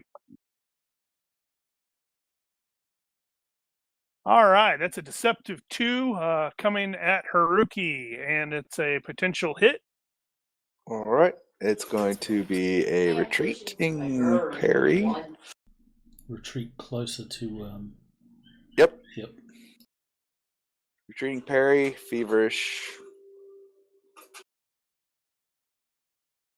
So that should give me, let's see, so -2, -1, so +2 total. You need to miss. I need you to miss. I wish to strike you, murder you. That's what he's totally saying in Blizzard or whatever he speaks. All right, so this fellow is like, hey, he's no longer active defenses lowered. Yay! Shouldn't he be serious condition if he was on 0? No. I failed out. up. I failed to apply the damage reduction at the when I initially calculated it. I'm like, oh, okay. So once I did that, Haruki, you so need to hit this stone guy with your crushing weapon. Right. oh wow, would that actually? Let's see, crushing does wow, crushing only does ×1. Well, Against it normally homogeneous. only does ×1. So Well, it's not reduced at all. Cutting apparently does 1.5. No, but does he have the body of stone meta trait? Yes, he does. He's fragile. Because it's fragile means he's double damage on crushing attacks. Yeah, cutting and crushing against the homogeneous are just normal. It does not say that double damage against and under fragile. It just says if whenever injury cripples one of your limbs or extremities, it breaks off. If you make a health roll, it falls in one piece. Otherwise, it shatters. Furthermore, should you fail any health roll to avoid death, you're instantly destroyed. You shatter, melt, decay to goo, etc. And I'll automatically go to -10 hit points. Now, what you're thinking of is vulnerability to crushing. I think that's what skellies typically get. Okay, so this fellow is at -4 shock penalty because that's the max. As a result, all he's going to do is just take a swing at you. And might have connected. Oh, that's cool. It went ahead and removed. It said the turn and showed the active defenses, and it removed it. And it removed it from the combat tracker. That's cool. Indeed. Yay! Phil, he did a thing. I am going to do a retreating parry and call it at that. And I will get my 2-yard step in the air.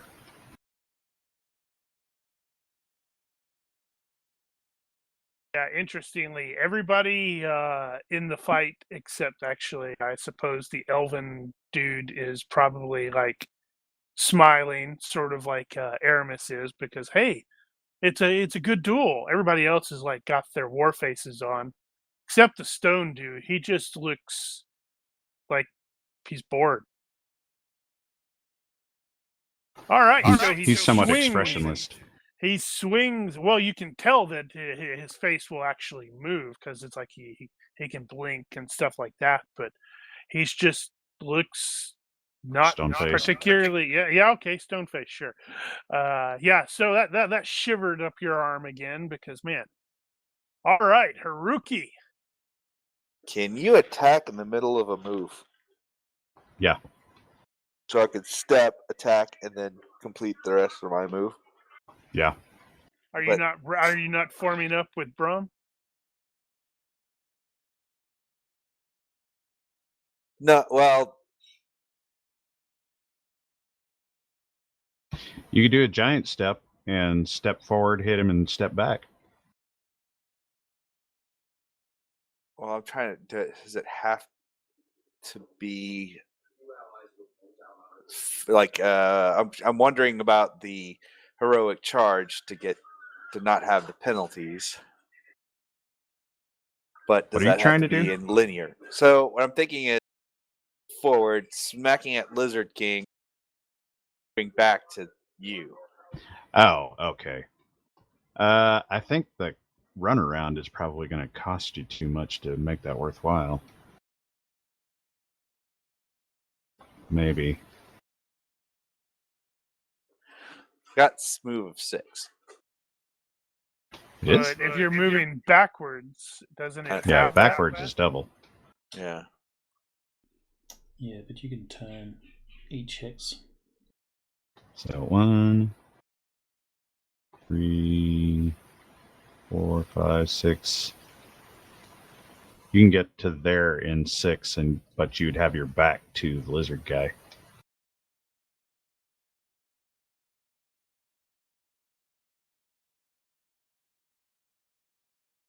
You probably don't want to have your back to me.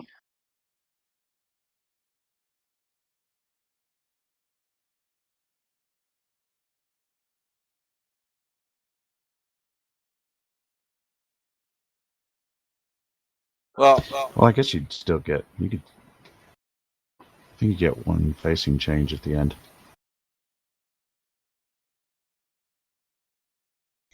Or you could just turn and smack the stone thing.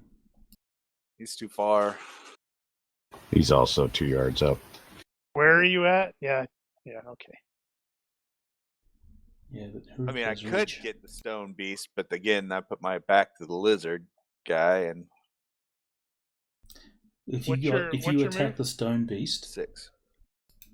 it would use his parry, and Thorondil goes before the stone beast, so Thorondil will be able to attack him, and he only has a dodge, and he's all messed up. Well, he's not quite to the half move, half dodge yet. He's pretty close. Actually, he might not be pretty close. Well, more than likely, he's gonna keep following me back, and at some point, he's gonna be within reach of you.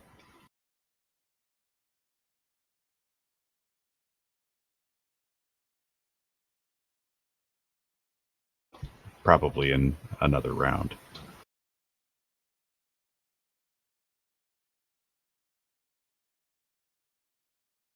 I could do something like that. So what I could do, step forward, strike. Forward 1, 2, 3, 3, 4, 4, 5, 5.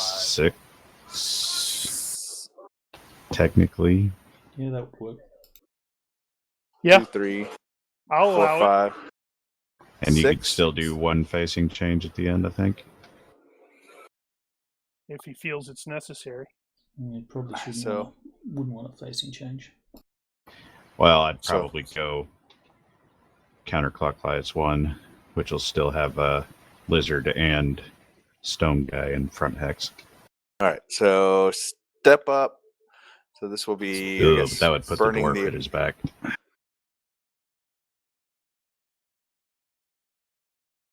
will be extra effort to burn the thing. Didn't count my last one, so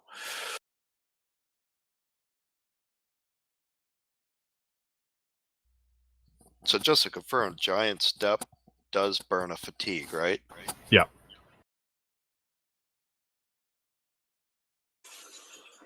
Ooh, it's deceptive. Squeaking 2. it. So that is where's -2. 2 for you or 2 for him? that's 2 against him. -4 for me.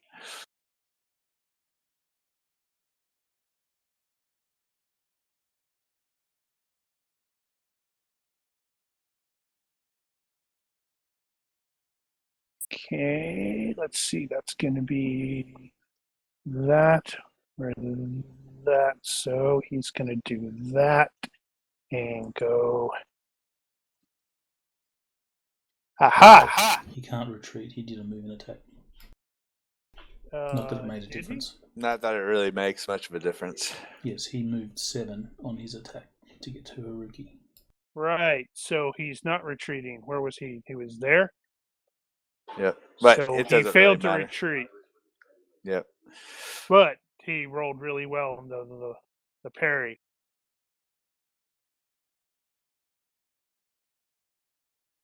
Haruki's not accustomed to fighting dudes who can, when they connect, he feels it shiver up his arm. It's like, what the hell is this? Is this what it's like when people parry my stuff? Can't you move back one more? Hold on. It was 1, 2, 3, That's 4, 5. probably was it. fine right there, 6, yeah. because Thorn gets two hexes of move with the winged stuff. You don't want to have you facing that way, though.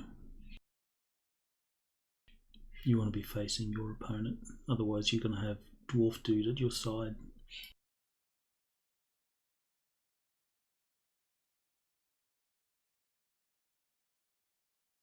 All right, Brum. I guess Brum could actually do the same. Yeah.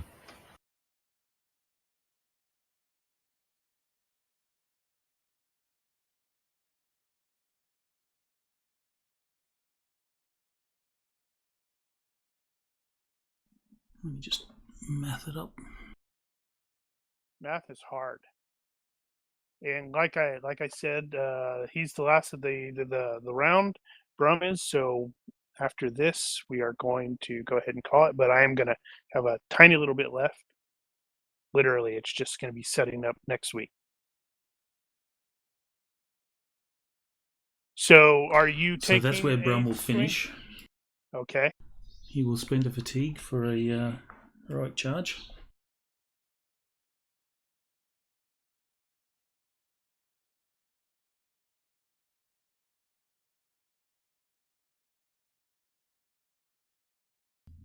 And he will do some deceptive on this.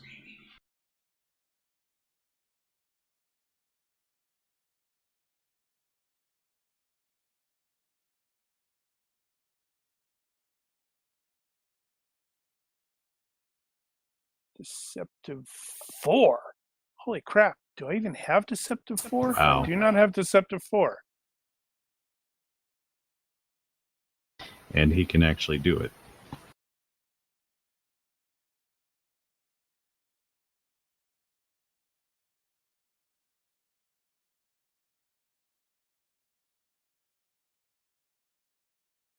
Okay.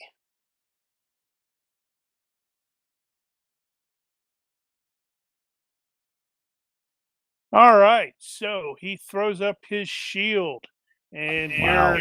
your hammer or your axe hits it with a very loud clang, and he looks like he's appreciating that.